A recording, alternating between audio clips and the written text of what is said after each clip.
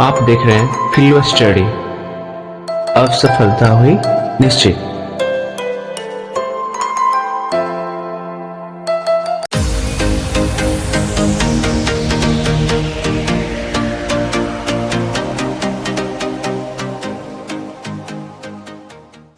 नमस्कार साथियों, आप सबका स्वागत है फिलो स्टडी की इस एनसीईआरटी श्रृंखला में।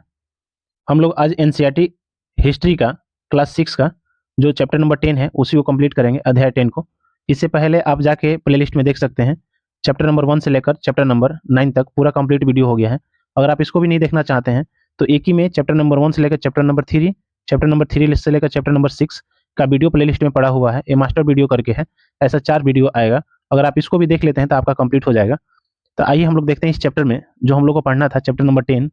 एक बात और ध्यान रखिएगा, इस एनसीईआरटी को अगर मैं जैसा पढ़ा रहा हूँ एकदम लाइन बाई लाइन पढ़ाते हैं हम, और आपकी एक एक पॉइंट को जो समझाने का तरीका होता है मैं उसको पूरी तरह समझाने की कोशिश करता हूँ। और यकीन मानिए कि आप इस टाइप से अगर पढ़ते हैं तो आपका एनसीईआरटी में कभी आपको प्रॉब्लम होने वाला नहीं है। हाँ, थोड़ी सी लॉन्ग वीडियो हो जाती है, 1 घंटा के लगभग, तो आप उससे घबराएं नहीं, आप इसको बार बार देखें और समझें। और इसका अगर पीडीएफ आपको चाहिए तो पीडीएफ आप जाकर टेलीग्राम चैनल पर पीडीएफ को प्राप्त कर सकते हैं। ये टेलीग्राम का लिंक आपको डिस्क्रिप्शन में दिया होगा, वहां से आप इसको डाउनलोड कर सकते हैं। ठीक है, तो आइए हम लोग पढ़ते हैं। जो चैप्टर नंबर 10 है वो चैप्टर नंबर 10 की बात अगर करें तो चैप्टर नंबर 10 क्या है कि व्यापारी, राजा और तीर्थयात्री। व्यापारी का मतलब बिजनेसमैन, राजा का मतलब किंग, और तीर्थयात्री का मतलब जो तीर्थ करते रहते हैं, यानी तीर्थ का घूमने वाला व्यक्ति यात्री। वैसे यात्री का मतलब यात्रा करने वाला, तीर्थ पे जो यात्रा व्यक्ति करते हैं वो है। तो आइए हम लोग समझते हैं इसका मतलब क्या है।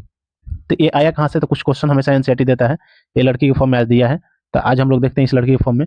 बाजार में घूमती जगनी, ये जगनी नाम की एक लड़की है जो बाजार में घूम रही थी। तो जगनी अपने गांव के मेले की आसपास लगाए बैठी थी, मेले की आस लगा के बैठी थी। मतलब ये कब से सोच रही थी कि मेरे गांव के जो गांव का मेला होता है वो कब होगा, तो उसका आस लगा कर बैठी थी। आस मतलब उम्मीद लगाकर। स्टील के चमकदार बर्तन, रंग बिरंगी प्लास्टिक की बाल्टियां, सूख रंगों के फूलों के प्रिंटों वाले कपड़े, चाबी से चलने वाली मजेदार खिलौने उसे बहुत अच्छे लगते थे। ये सब छोटी छोटी चीज़ है, आप बात को समझें कि चमकदार बर्तन, चाबी से चलने वाला खिलौना, प्रिंट किया हुआ कपड़े, ये सब उसको बहुत अच्छे लगते थे। इन चीज़ों को बेचने वाले दुकानदार बसों और ट्रकों पर आते थे। ये सब चीज़ जब बेचने की बात होती थी तो दुकानदार कैसे आते थे, बस और ट्रक से आते थे, और रात को अपना सामान समेट कर वापस चले जाते थे। कहीं पर मतलब दुकान लगाना था वहां लगाते थे, और रात में यहाँ सब कुछ समेट कर और ये चले जाते थे। जगनी को हैरानी होती थी कि ये लोग हमेशा इस तरह क्यों घूमते रहते हैं। जगनी ये सोच रही थी कि मेरे यहाँ मेला लगा तो लोग यहाँ पाया, फिर यहाँ मेला लगा तो लोग यहाँ जाएगा, ये ऐसे घूमते क्यों रहते हैं। तो उसकी माँ ने बताया कि ये लोग व्यापारी थे। ये लोग कौन थे, व्यापारी थे। वे चीज़ों को उन जगहों से खरीदते थे जहाँ ये बनाए जाते थे और फिर उन्हें मेलों में बेचते थे। आप कंप्लीटली ये बात समझ गए कि जागनी का क्वेश्चन यही था कि जो मेला था, मेला हमेशा ऐसा क्यों होता है कि एक जगह मेला लगा और यहाँ से सामान उठाकर कहीं और लेकर चला गया लोग, रात में लोग समेट कर ले जाते थे। तो इसकी माँ ने बोली कि ये है कि ये व्यापारी है। ये क्या है, व्यापारी हैं। ये क्या करते हैं, जब मेला लगता है तो ये आते हैं, और फिर जब मेला खत्म हो जाता है तो यहाँ से समेट के चले जाते हैं। तो यहाँ से व्यापारी कंसेप्ट है कि मतलब वो क्या करते हैं, कहीं पर आते हैं फिर वहाँ से सामान लेकर चले जाते हैं। तो आइए हम लोग पढ़ते हैं इस चैप्टर में व्यापारी और व्यापारियों के बारे में जानकारी।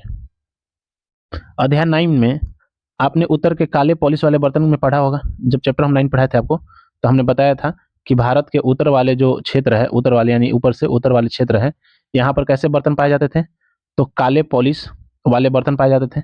काले पॉलिश का मतलब क्या, अगर कोई घड़ा है तो इस पे जो पॉलिश किया रहता था, इस पे ब्लैक कलर का पॉलिश होता था। कैसा कलर का, ब्लैक कलर का। तो ये पढ़े थे हम लोग 9 में, चैप्टर 9 में। खूबसूरत बर्तनें, खास तौर पे इनकी कटोरियाँ, थालियाँ इस उपमहाद्वीप के अनेक पुरास्थलों से मिले हैं। पुरास्थल का मतलब ये होता है वैसा स्थल, वैसा जगह जहाँ पर कोई पुराना सामान मिले प्राचीन काल का, उसको पुरास्थल कहते हैं। उपमहाद्वीप, हमारा भारत भी एक उपमहाद्वीप है, तो भारत में पुरास्थल मिले हैं, वहां से कटोरियाँ मिली है, सुंदर सुंदर थालियाँ मिली है, सुंदर सुंदर। ठीक है, सवाल उठता है कि इन जगहों पर ये बर्तन कैसे पहुंचे होंगे। सिंपल सी बात है कि मान लीजिए आप मार्केट गए, ठीक है, आप मार्केट गए और मार्केट से अपने घर पर कोई खिलौना लाएं या सुंदर सा बर्तन लाएं, तो अगर कोई आया तो वो सोचने लगा कि ये बर्तन जो है, ये बर्तन आपके घर पर कैसे पहुंचा। तो बताइए आप कैसे पहुंचा। तो सिंपल सी बात है कि आप मार्केट गए होंगे और वहां पसंद होया होगा तो आप अपने घर पर लेकर आए होंगे। तो ऐसा ही सवाल उस समय आता है कि कोई एक पूरा स्थल है, मान लीजिए कोई एक जगह है, ये वाला ये जगह है, यहाँ पर कोई मान लीजिए सामान मिला है उसको, तो ये सामान कहाँ से आया होगा। तो 100% कोई जगह पर इस सामान बनता होगा तो यहाँ से लेकर इस सामान को लाया गया होगा, है कि नहीं। तो देखिए ऐसा अनुमान लगाया जाता था कि जहां ये बनते थे वहां से व्यापारी इन्हें ले जाकर अलग अलग जगहों पर बेचते थे। सिंपल सी बात है, कोई भी चीज अगर कहीं बन रहा है तो वहां से लोग व्यापारी सब क्या करते हैं, अपने अलग अलग जगह पर इसको ले जाकर बेचते हैं। जैसे दक्षिण भारत सोना, मसाले, खास तौर पर काली मिर्च तथा कीमती पत्थरों के लिए प्रसिद्ध था। सिंपल सी बात है यहाँ पर कि दक्षिण भारत जो है, भारत का ये वाला अगर भारत का क्षेत्र है तो इसका दक्षिण वाला एरिया, दक्षिण ये हम कहते हैं नॉर्थ, तो इस एरिया में किस चीज का क्षेत्र माना जाता है, तो सोना, मसाले, खासतौर पर काली मिर्च, ये सब का एक क्षेत्र है और कीमती पत्थर भी यहाँ मिलते हैं। तो यहीं से मान लीजिए कोई उठाया सोना और लेकर चला गया कहाँ पर, यहाँ से सोना उठाकर लेकर चला गया नॉर्थ पर, तो सिंपल सी बात है जहां पर ही बना यहाँ से यहाँ ले गया गया है ना, तो ये व्यापारी काम करते थे ले जाने का। तो काली मिर्च रोमन साम्राज्य में इतनी मांग थी कि इसे काले सोने के नाम से बुलाते थे। रोमन साम्राज्य जो था, रोमन साम्राज्य, इसमें सबसे ज्यादा अगर किसी चीज का मांग था तो वो था काली मिर्च का, और इसी की वजह से, इसका डिमांड होने की वजह से रोमन साम्राज्य जो कि रोम में था, इटली के शहर है, तो रोमन साम्राज्य में काली मिर्च का बहुत डिमांड रहा, और एक काली मिर्च के डिमांड की वजह से इसको काला सोना कहा जाता था, ब्लैक गोल्ड। ठीक है, तो व्यापारी इन सामानों को समुद्री जहाजों और सड़कों के रास्ते रोम पहुंच जाते थे। सिंपल सी बात है, ये काली मिर्च कहाँ मिलता था, तो काली मिर्च मिलता था इंडिया वाले नॉर्थ वाले क्षेत्र में। ये नॉर्थ वाले क्षेत्र से ये लोग लेके जाते थे कहाँ पर, रोम में। कहाँ ले जाते थे, रोम में। और सबसे बड़ी बात, ये कैसे ले जाते थे, तो समुद्री जहाज से ले जाते होंगे। ठीक है, तो ये काम कौन करते होंगे, व्यापारी लोग करते होंगे। तो व्यापारी का काम क्या क्या आप समझ रहे हैं। ठीक है, दक्षिण भारत में ऐसे अनेक रोमन सोने के सिक्के मिले हैं, इससे यह अंदाजा लगाया जाता है कि उन दिनों रोम के साथ बहुत अच्छा व्यापार चल रहा था। अब बात यहाँ क्या है कि दक्षिण भारत मतलब भारत के नॉर्थ वाले एरिया में, यहाँ वाला एरिया में बहुत सारे रोमन साम्राज्य के सोने मिले हैं। क्या मिले हैं, रोमन साम्राज्य के सोने मिले हैं। मान लीजिए आप अमेरिका गए और अमेरिका जाने के बाद पता चला कि गांधी जी का एक चित्र वाला आपको 500 का नोट मिला है, तो आपको लगेगा ना कि यहाँ पर कोई इंडियन व्यक्ति आया था। कैसे पता चला, वो पैसे से पता चला। तो ऐसे ही मान लीजिए दक्षिण भारत में, ये दक्षिण वाला एरिया में यहाँ पर क्या मिला है, रोमन सोना मिला है, तो इससे पता चलता है कि रोमन के सिक्के मिले हैं। इससे अंदाजा लगाया जाता है कि उस समय रोम के साथ भारत का बहुत अच्छा व्यापारिक संबंध था, यानी यहाँ से लोग आते थे और व्यापार करते थे। ठीक है, इस बात को आप समझें। व्यापारी से जुड़े एक कविता है, यहाँ पर एनसीईआरटी में दिया हुआ है। इस कविता को देखते हैं। व्यापार के प्रमाण हमें संगम कविताओं से मिलता है। किस कविता से, संगम का चीज है, तो संगम हमने बताया था, संगम का संबंध आपको तमिल से है। संगम का संबंध किससे है, तमिल से। ठीक है, यानी साउथ से भी है, संगम जो है साउथ से है। ठीक है, तो इस बात को ध्यान रखिएगा, दक्षिण भारत से। नीचे लिखी कविता में पूर्वी समुद्री तट का मतलब क्या होता है, ये भारत है, ये मान लीजिए, तो ये वाला इधर भी अरब सागर है, इधर बंगाल की खाड़ी है, ये हिंद महासागर है। तो ये वाला एरिया को, जैसे हम बात करेंगे, इधर वाले एरिया को पश्चिम बोलते हैं, ये वाले एरिया को क्या बोलते हैं, पूरब बोलते हैं। तो पूर्वी समुद्री तट, यानी इस एरिया को बोल रहा है पूर्वी समुद्री तट, आप समझे, क्योंकि ये समुद्र से जुड़ा हुआ एरिया है। ठीक है, स्थित पुहार पतन, यानी पूर्वी समुद्री तट पर एक, यहाँ ये वाला एरिया पर एक स्थित है जिसका नाम क्या है, पुहार पतन हमने आपको समझाया था चैप्टर 9 में।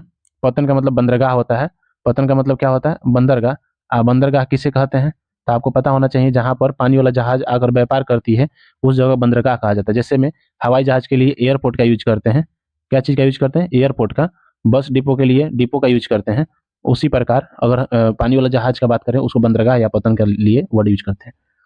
ये कविता हम लोग देखते हैं कि समुद्री जहाज पर लाए गए तेज तरार घोड़े, गाड़ियों पर काली मिर्च की गठरियां, हिमालय से मिले रत्न और सोना, दक्षिण की पहाड़ियों से चंदन की लकड़ियां, दक्षिण सागर के मोती और पूर्वी सागर के मूंगे, गंगा और कावेरी की फसलें, श्रीलंका से आए खदान, म्यांमार के बने मिट्टी के बर्तन और दुर्लभ कीमती आयात।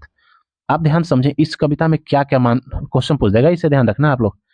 समुद्री जहाज पर लाए गए, यानी जो समुद्री जहाज थी उस पर क्या लाए जाते थे, तेज तरार घोड़े लाए जाते थे। कैसे, तेज तरार, यानी विदेश से तेज तरार घोड़े आते थे।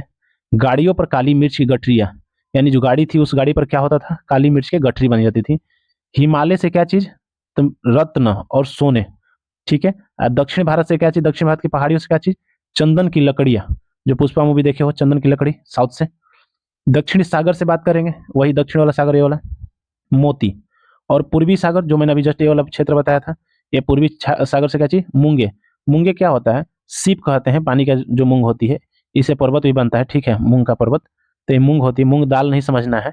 ठीक है, मूंग दाल नहीं समझना है, ये पानी में होता है, इसको मूंग कहते हैं। ठीक है, गंगा और कावेरी से फसलें, यानी गंगा और कावेरी दोनों नदियां हैं, ये नदी से फसल तैयार होता है। नदी के साइड में एरिया में पानी ज्यादा होने से यहाँ का फसल बहुत अच्छा होता है। ठीक है। श्रीलंका से खदान है, खदान का मतलब लोहा कोयला ये सब चीजें श्रीलंका से। म्यांमार से क्या चीज, तो मिट्टी के बर्तन, मिट्टी के बर्तन कहाँ से ले जाते थे, म्यांमार से।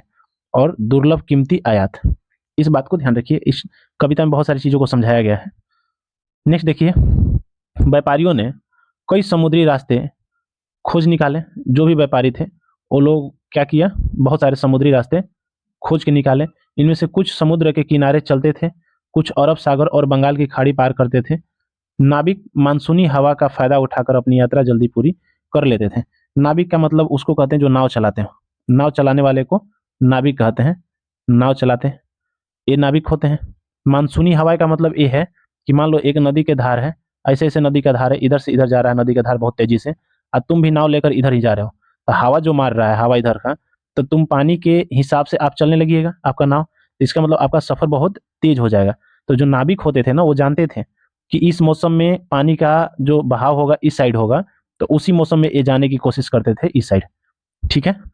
अफ्रीका या अरब के पूर्वी घाट से इस उपमहाद्वीप के पश्चिमी तट पर पहुंचना चाहते थे, तो दक्षिणी पश्चिमी मानसून के साथ साथ चलना पसंद करते थे। मामला यही है कि दक्षिणी पश्चिमी मानसून क्या है, जियोग्राफी में से मैं आपको एनसीईआरटी में ही पढ़ाऊंगा बहुत क्लियर कंसेप्ट के साथ, बट आप इतना समझ लो, ये दक्षिणी पश्चिमी मानसून का मतलब क्या हुआ, ये मान लो भारत है, भारत के हिसाब से समझेंगे तो शायद आपको ज्यादा समझ में आएगा।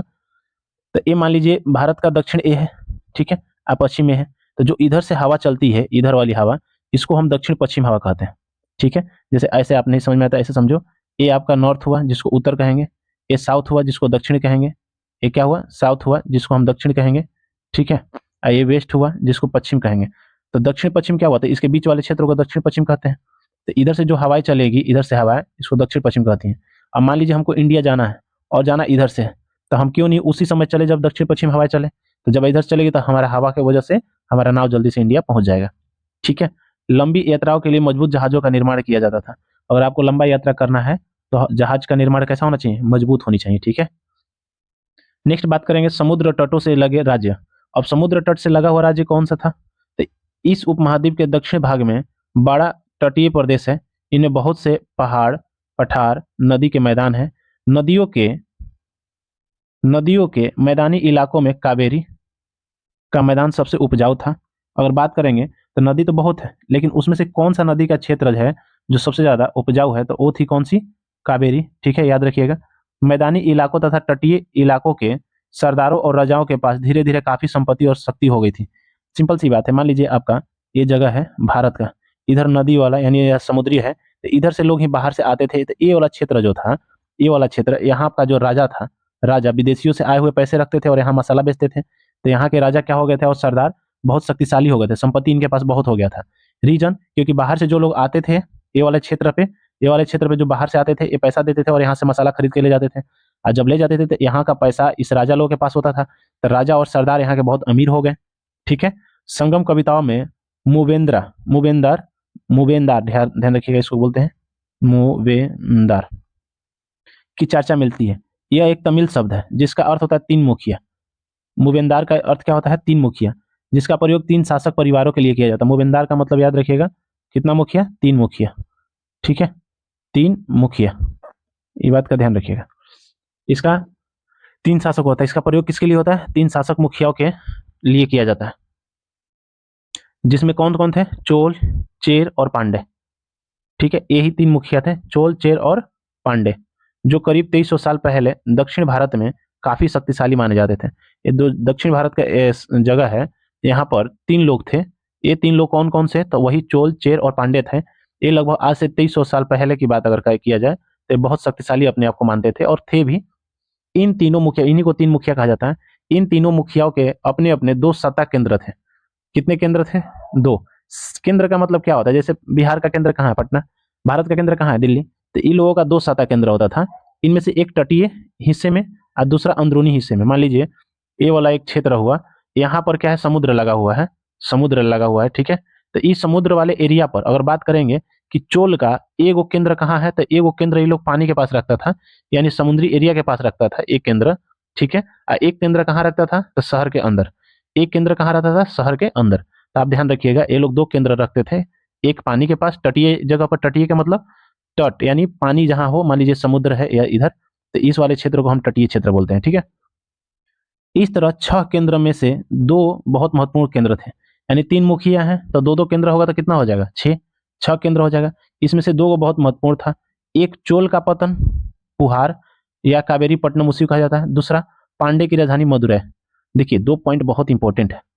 चोल का पतन, पतन का मतलब वही बंदरगाह जिसका नाम क्या है, पुहार, या इसी को बोलते हैं कावेरी पट्टनम, कावेरी पट्टिनम, यानी एक कावेरी पट्टनम चोल के लिए था और दूसरा पांडे के लिए कौन सा जगह था, तो पांडे के लिए मदुरै था। पांडे के लिए कौन सा जगह था, मदुरै, ठीक है। ये मुखिया लोगों से नियमित कर के बजाय उपहार की मांग करते थे। ये जो मुखिया, ये लोग क्या करते थे कि नियमित यानी रेगुलर टैक्स नहीं लेते थे, उसके बजाय ये क्या करते थे, उपहार मांगते थे। क्या मांगते थे, उपहार। उपहार का मतलब गिफ्ट दो। रेगुलर टैक्स का मतलब क्या होता है कि आपको साल में या मंथली में इतना परसेंट देना है, ठीक है। तो ये रेगुलर टैक्स नहीं मांगते थे, क्या करते थे, उपहार की मांग करते थे। कभी कभी ये सैनिक अभियानों पर भी निकल पड़ते थे। कौन, ये 3 मुखिया। कौन कौन से 3 थे मुखिया, तो यही थे चोल, चेर और पांडे। ये कभी कभी सैनिक अभियान पे भी निकल जाते थे, ठीक है। और आसपास के इलाकों से शुल्क वसूल कर लाते थे। मान लीजिए यहाँ से राजा निकला और यहाँ के क्षेत्र पर जाकर क्या किया, यहाँ से कुछ पैसे वसूल करके लेकर चलाया। इनमें से कुछ धन के वे अपने पास रख लेते थे। मान लीजिए उसको मिला 10 रुपये, 10 रुपये में से 2 रुपये अपने पास रख लिया, बाकी अपने समर्थकों, नाते रिश्तेदारों, सिपाहियों तथा कवियों के बीच बांट देते थे। 10 रुपये में से 2 रुपये अपने पास रख लिया, बचा 8 रुपये। 8 रुपये में क्या किया, रिश्तेदार को दे दिया, कवि लोगों को दे दिया, सिपाहियों को दे दिया, है ना, समर्थक जो राजा का समर्थन करता है उसको दे दिया। तो इस सब चीजों में वो क्या करते थे, पैसे को बांट देते थे। अनेक संगम कवियों ने उन मुखियाओं की प्रशंसा में कविताएं लिखी है जो उन्हें कीमती जवाहरात, सोने, घोड़े, हाथी, रथ या सुंदर कपड़े दिया करते थे। बात को समझें आप। अनेक जो मतलब कवि जो है, कवि लोग, यानी कवि लोग अपने कविता में बहुत सारे ऐसे प्रशंसा किया है मुखियाओं का। मुखियाओं मतलब चोल, चेर, पांडे में से किसी को प्रशंसा किया है, जो कवि लोगों को क्या करते थे, उपहार देते थे। उपहार में क्या चीज, कीमती उपहार, याद रखिएगा। तो उसकी प्रशंसा एक कविता के द्वारा की है, ठीक है। अब देखते हैं आगे। इसके लगभग 200 वर्षों के बाद, पश्चिम भारत का मतलब क्या हुआ, ये वाला, ये नीचे वाला, ये नॉर्थ हुआ, ये साउथ हुआ, ये पश्चिमी वेस्ट, ये वाला भाग को, यानी ये वाले भाग को पश्चिम भारत कहेंगे। सतवाहन नामक राजवंश का प्रभाव बढ़ गया। याद रखिएगा, एक राजवंश था जिसका नाम क्या है, सतवाहन। सतवाहनों का सबसे प्रमुख राजा गौतमी पुत्र सतकर्णी हुआ, सबसे प्रतापी राजा था ये। उसके बारे में हमें उसकी माँ गौतमी बल्लभी के एक अभिलेख से पता चलता है।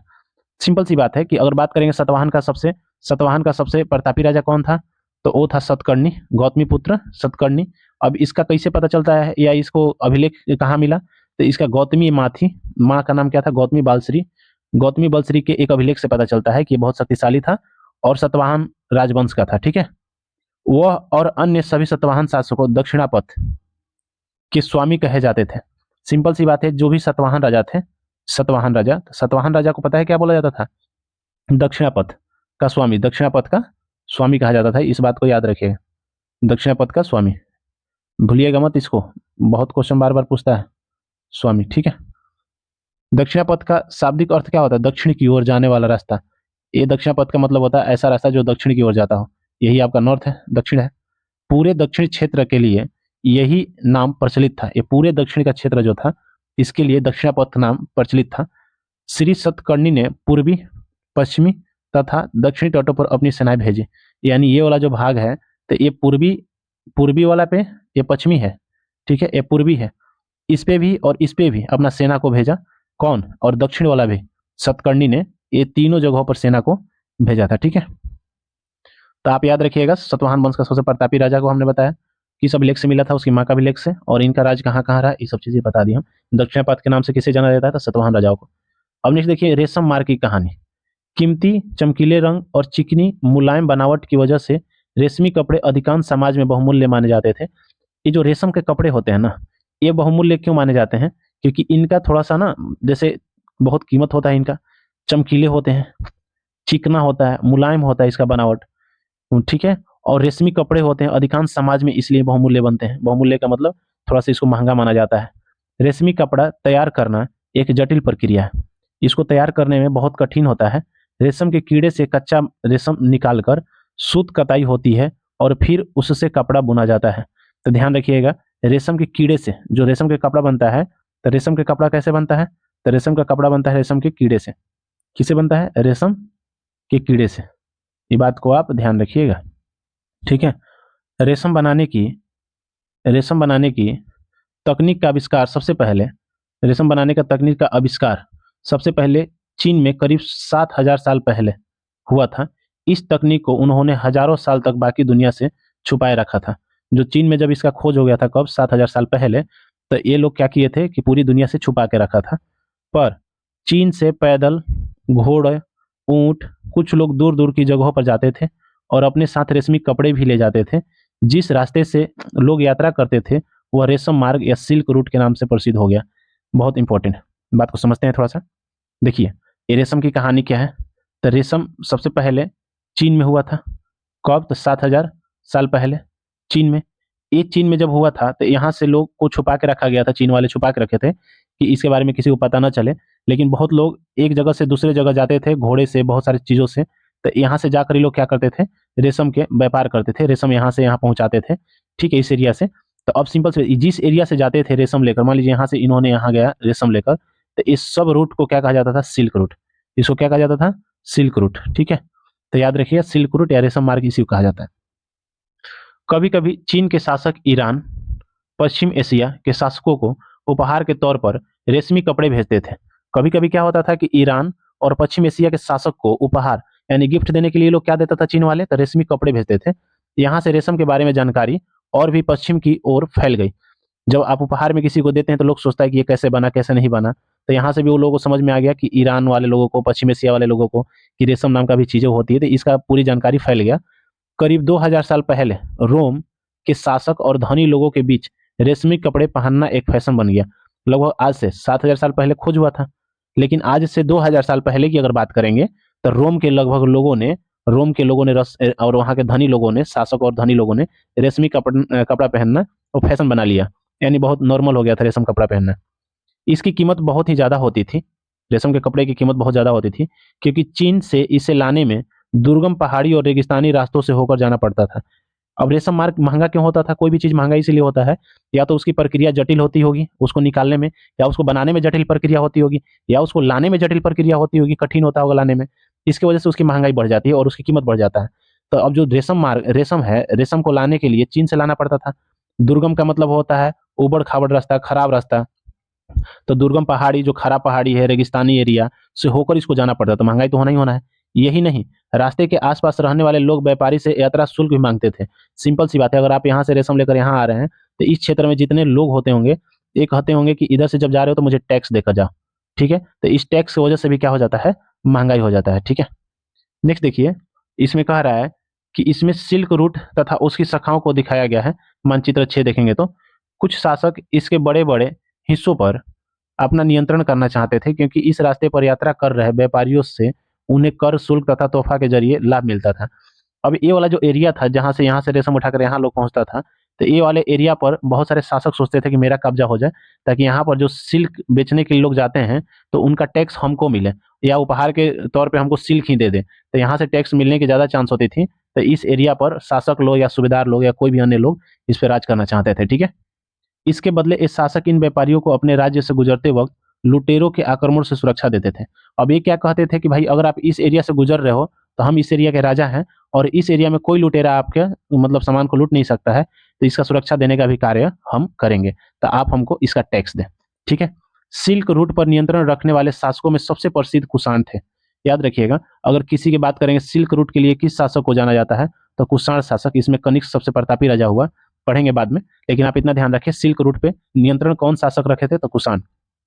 करीब 2000 साल पहले की मध्य एशिया तथा पश्चिमोत्तर भारत पर इनका शासन था। पश्चिमोत्तर का मतलब क्या हुआ? ये अगर भारत का मान लीजिए चौहद्दी मान ले, तो पश्चिमोत्तर का मतलब क्या होता है? ये पश्चिम होता है, ये उत्तर होता है, इस एरिया को पश्चिमोत्तर बोला जाता है, ठीक है। तो इस वाले एरिया पर इनका क्या था? शासन था। पेशावर और मथुरा इनके दो मुख्य शक्तिशाली केंद्र थे। पेशावर हाल में पाकिस्तान में पड़ेगा, जो कि मथुरा भारत में है। ये दोनों के दोनों कुषाण शासक का शक्तिशाली केंद्र थे, याद रखिएगा इस बात को, शक्तिशाली केंद्र में से एक थे। तक्षशिला भी इनके ही राज्य का हिस्सा था। तक्षशिला, जहां चाणक्य ने चंद्रगुप्त मौर्य की शिक्षा दी थी, ये भी किसके हिस्सा में था? तो कुषाण के हिस्सा में था। इनके शासनकाल में ही सिल्क रूट की एक शाखा मध्य एशिया से होकर सिंधु नदी के मुहाने के पतनों तक जाती थी। इनके शासनकाल में क्या होता था कि मध्य एशिया, मान लीजिए एशिया का बीच वाले हिस्से से आकर सिंधु नदी के किनारे जो रूट आता था सिल्क रूट से, तो ये किसके समय में आता था? तो वो आता था आपका कुषाण लोगों के समय में आता था। मुहाने का मतलब क्या होता है? किनारा। पतन का मतलब क्या होता है? बंदरगाह। जो नदी का किनारा होता है उसी को हम मुहाना या बंदरगाह कहते हैं। ठीक है। फिर यहीं से जहाजों द्वारा रेशम पश्चिमी की ओर रोमन साम्राज्य तक पहुंचाया जाता था। रोमन साम्राज्य तक कैसे पहुंचा जाता था? तो पहले क्या होता था कि यहाँ पर सिंधु के पास आता था, फिर यहाँ पर नदी से रूट से अपना जहाज पे लाद कर और रेशम को कहाँ पहुंचाया जाता था? तो रोमन साम्राज्य, ठीक है, इटली के पास लगभग। इस उपमहाद्वीप में सबसे पहले सोने के सिक्के जारी करने वाले शासकों में कुषाण थे। सबसे इंपॉर्टेंट बात, सिल्क रूट, तो सिल्क रूट भी कौन किया? तो कुषाण। और सबसे पहले सोने के सिक्के की अगर बात करेंगे, जारी करना सोने के सिक्के, तो वो कौन किया था? वही कुषाण। ठीक है, तो ये बात ध्यान रखिएगा, ये दोनों का श्रेय किसको जाता है? कुषाण को। ठीक है। सिल्क रूट पर यात्रा करने वाले व्यापारी इनका उपयोग किया करते थे। अब सोने के सिक्का का मतलब क्या हुआ? तो ये बिजनेसमैन लोग करते थे, यानी व्यापारी सब इसका उपयोग करते थे। क्यों करते थे इसका उपयोग? तो ये करते थे सिल्क रूट से जब जाते थे तो टैक्स देने में या किसी सामान को खरीदने में, इस सब के लिए किसका? सोने के सिक्का का यूज करते थे। तो सोने का सिक्का का सर्वप्रथम उपयोग कुषाण लोगों ने किया। सिल्क रूट कुषाणों से संबंधित है, तो आप इस पॉइंट को याद रखिएगा। नेक्स्ट आइए देख, बौद्ध धर्म का प्रसार। कुषाणों का सबसे, ये वाला पॉइंट याद रखिए, कुषाणों का सबसे प्रसिद्ध राजा कौन था? कनिष्क, हमने जस्ट बताया था। उसने करीब 1900 साल पहले शासन किया। कब किया? 1900 साल पहले शासन किया। उसने एक बौद्ध परिषद का गठन किया। किस चीज का गठन किया? बौद्ध परिषद का गठन किया, जिसमें एकत्र होकर विद्वान महत्वपूर्ण विषयों पर विचार विमर्श करते थे। एक बौद्ध परिषद किसने बनाया था? तो बौद्ध परिषद बनाया था किसने? कनिष्क ने। ठीक है। बुद्ध की जीवनी, बुद्ध चरित्र की रचनाकर कवि अश्वघोष, याद रखिएगा, बुद्ध चरित्र का रचनाकर कौन है? तो बुद्ध चरित्र किसने लिखा? तो अश्वघोष ने। ये क्या थे? तो कवि थे। ठीक है। कनिष्क के दरबार में रहते थे। तो आपसे बहुत बार क्वेश्चन पूछता है कि ये अश्वघोष जो थे ये किसके दरबार में रहते थे? तो अश्वघोष रहते थे किसके दरबार में? तो याद रखिएगा, कनिष्क के। ठीक है, अश्वघोष कनिष्क के दरबार में रहते थे। अश्वघोष तथा अन्य बौद्ध विद्वानों ने अपने संस्कृत में लिखना शुरू किया। अब संस्कृत में लिखना शुरू कर दिया था, यानी ये लोग अब संस्कृत का यूज करना चालू कर दिए थे। ठीक है। इस समय बौद्ध धर्म की एक नई धारा महायान विकसित हुई। याद रखिएगा, बौद्ध धर्म का एक शाखा था जिसका नाम क्या था? महायान। बौद्ध धर्म का एक शाखा महायान कब विकास हुआ? तो याद रखिएगा, कुषाण कौन सा? तो कनिष्क के समय में ये महायान, कनिष्क के समय में महायान की शुरुआत लग हुई। इसकी दो मुख्य विशेषता थी। पहले, मूर्ति में बुद्ध की उपस्थिति सिर्फ कुछ संकेतों के माध्यम से दर्शाई जाती थी। मिसाल के तौर पर अगर बात करेंगे तो उनकी निर्माण प्राप्ति को पीपल के पेड़ की मूर्ति द्वारा दर्शाया जाता था, और अब बुद्ध की प्रतिमाएं बनाई जाने लगी थी।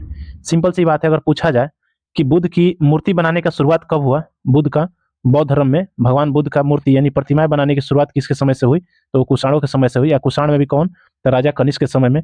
पहले क्या होता था कि जहां पर वो ज्ञान की प्राप्ति किए, पहले उस वृक्ष का पूजा होता था, ठीक है, बोधि वृक्ष का। लेकिन अब क्या हुआ, फाइनली एक मूर्ति बना दिया गया उनका, अब उसका प्रतिमाएं का पूजा किया जाता था। इनमें से अधिकांश मथुरा में, तो कुछ तक्षशिला में बनाई जाने लगी। रही बात मूर्ति कहाँ बनाई जाती थी?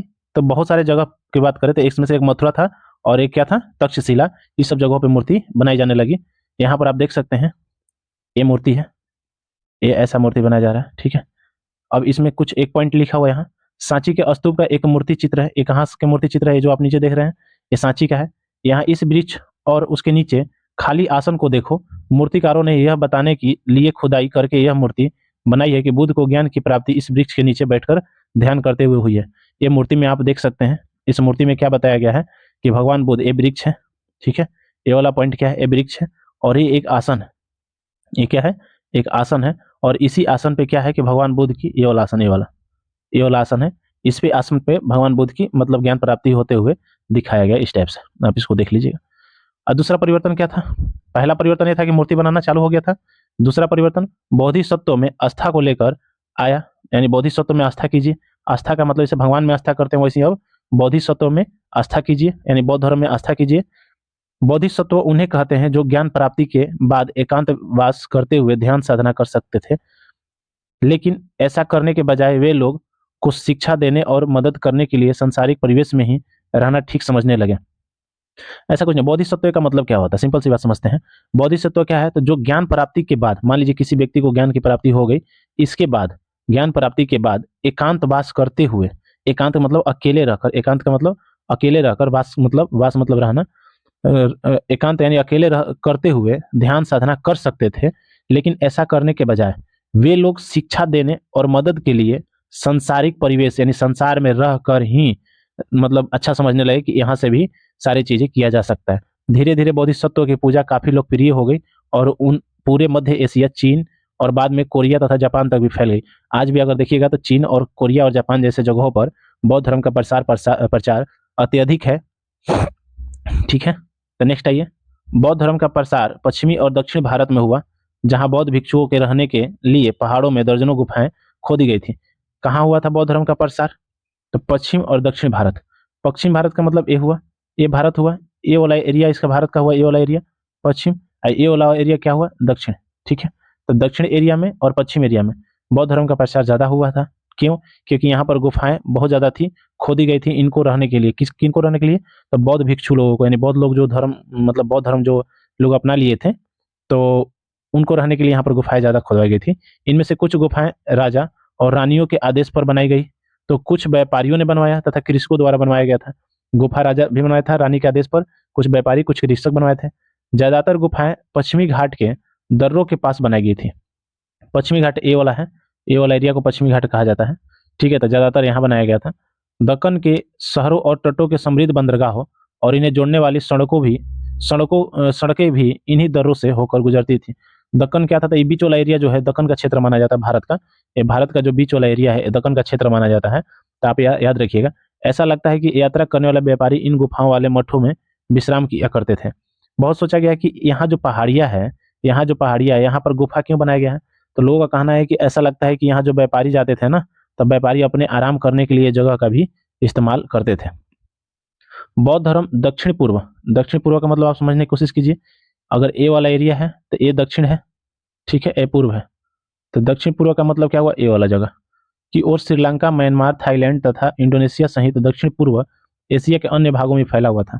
ए वाला एरिया में ही सबके सब है लगभग। आपका श्रीलंका है, म्यांमार है, थाईलैंड है तथा दक्षिण पूर्व एशिया, तो यहाँ पर लगभग बौद्ध धर्म बहुत ज्यादा फैला हुआ था, बौद्ध धर्म। ठीक है, तो आप इस बात को ध्यान रखिएगा। यहाँ देखिए, मथुरा में बनी बुद्ध की एक प्रतिमा, तक्षशिला में बनी बुद्ध की प्रतिमा ये है, ये मथुरा में बनी हुई है, ये तक्षशिला में बनी हुई बुद्ध भगवान का प्रतिमा है। एक प्रतिमा ये है, आप यहाँ देख रहे होंगे, एक प्रतिमा ये वाला है। ठीक है, देखिए यहाँ खड़े हुए हैं, यहाँ बैठे हुए हैं। सबसे बड़ी बात है, यहाँ खड़ा है प्रतिमा जो है, यानी खड़े प्रतिमा है, यहाँ पर क्या हुआ, लेटा हुआ प्रतिमा है। इस बात को ध्यान रखिएगा। चलिए आइए इसमें देखते हैं। थेरवाद नामक बौद्ध धर्म का आरंभिक रूप इन क्षेत्रों में कहीं अधिक प्रचलित थी। थेरवाद याद रखिएगा, थेरवाद किस जगह में प्रचलित थी, तो आप जो ये वाला जगह पढ़े थे, कहाँ, भारत के ये वाला क्षेत्र में, यानी ये हो गया पूर्व, ये हो गया दक्षिण। दक्षिण पूर्व में लगभग थेरवाद ज्यादा प्रसिद्ध था। तीर्थयात्रियों की जिज्ञासा की बात करेंगे। देखिए, व्यापारी काफिलों में जहाजों पर दूर दूर जाया करते थे। बहुत से तीर्थयात्री भी उनके साथ यात्रा पर निकल पड़ते थे। सबसे पहली बात है कि जो व्यापारी थे, काफिले का मतलब गाड़ी घोड़ी ये सब चीजों में, और जहाज का मतलब पानी वाले जहाज से दूर दूर तक जाया करते थे। ठीक है, बहुत से तीर्थयात्री भी उनके साथ जाते थे। जब वो जाते थे तो बहुत सारे लोग भी जाते थे। तीर्थयात्री क्या है, तो तीर्थयात्री वे स्त्री पुरुष होते हैं जो प्रार्थना के लिए पवित्र स्थानों की यात्रा किया करते थे। सिंपल सी बात है, वैसा व्यक्ति जो अपना प्रार्थना करने के लिए पवित्र स्थल यानी मंदिर, मस्जिद ऐसे सब जगहों पे जाएं, उनको तीर्थयात्री कहा जाता है। ठीक है, इसी तरह भारत की यात्रा पर आया चीनी बौद्ध तीर्थयात्री फासियन काफी प्रसिद्ध था। ठीक है, कहाँ का था फासियन, कहाँ का था, तो चीन का था। एक क्या था, तो बौद्ध तीर्थयात्री था। वह करीब 1600 साल पहले आया था।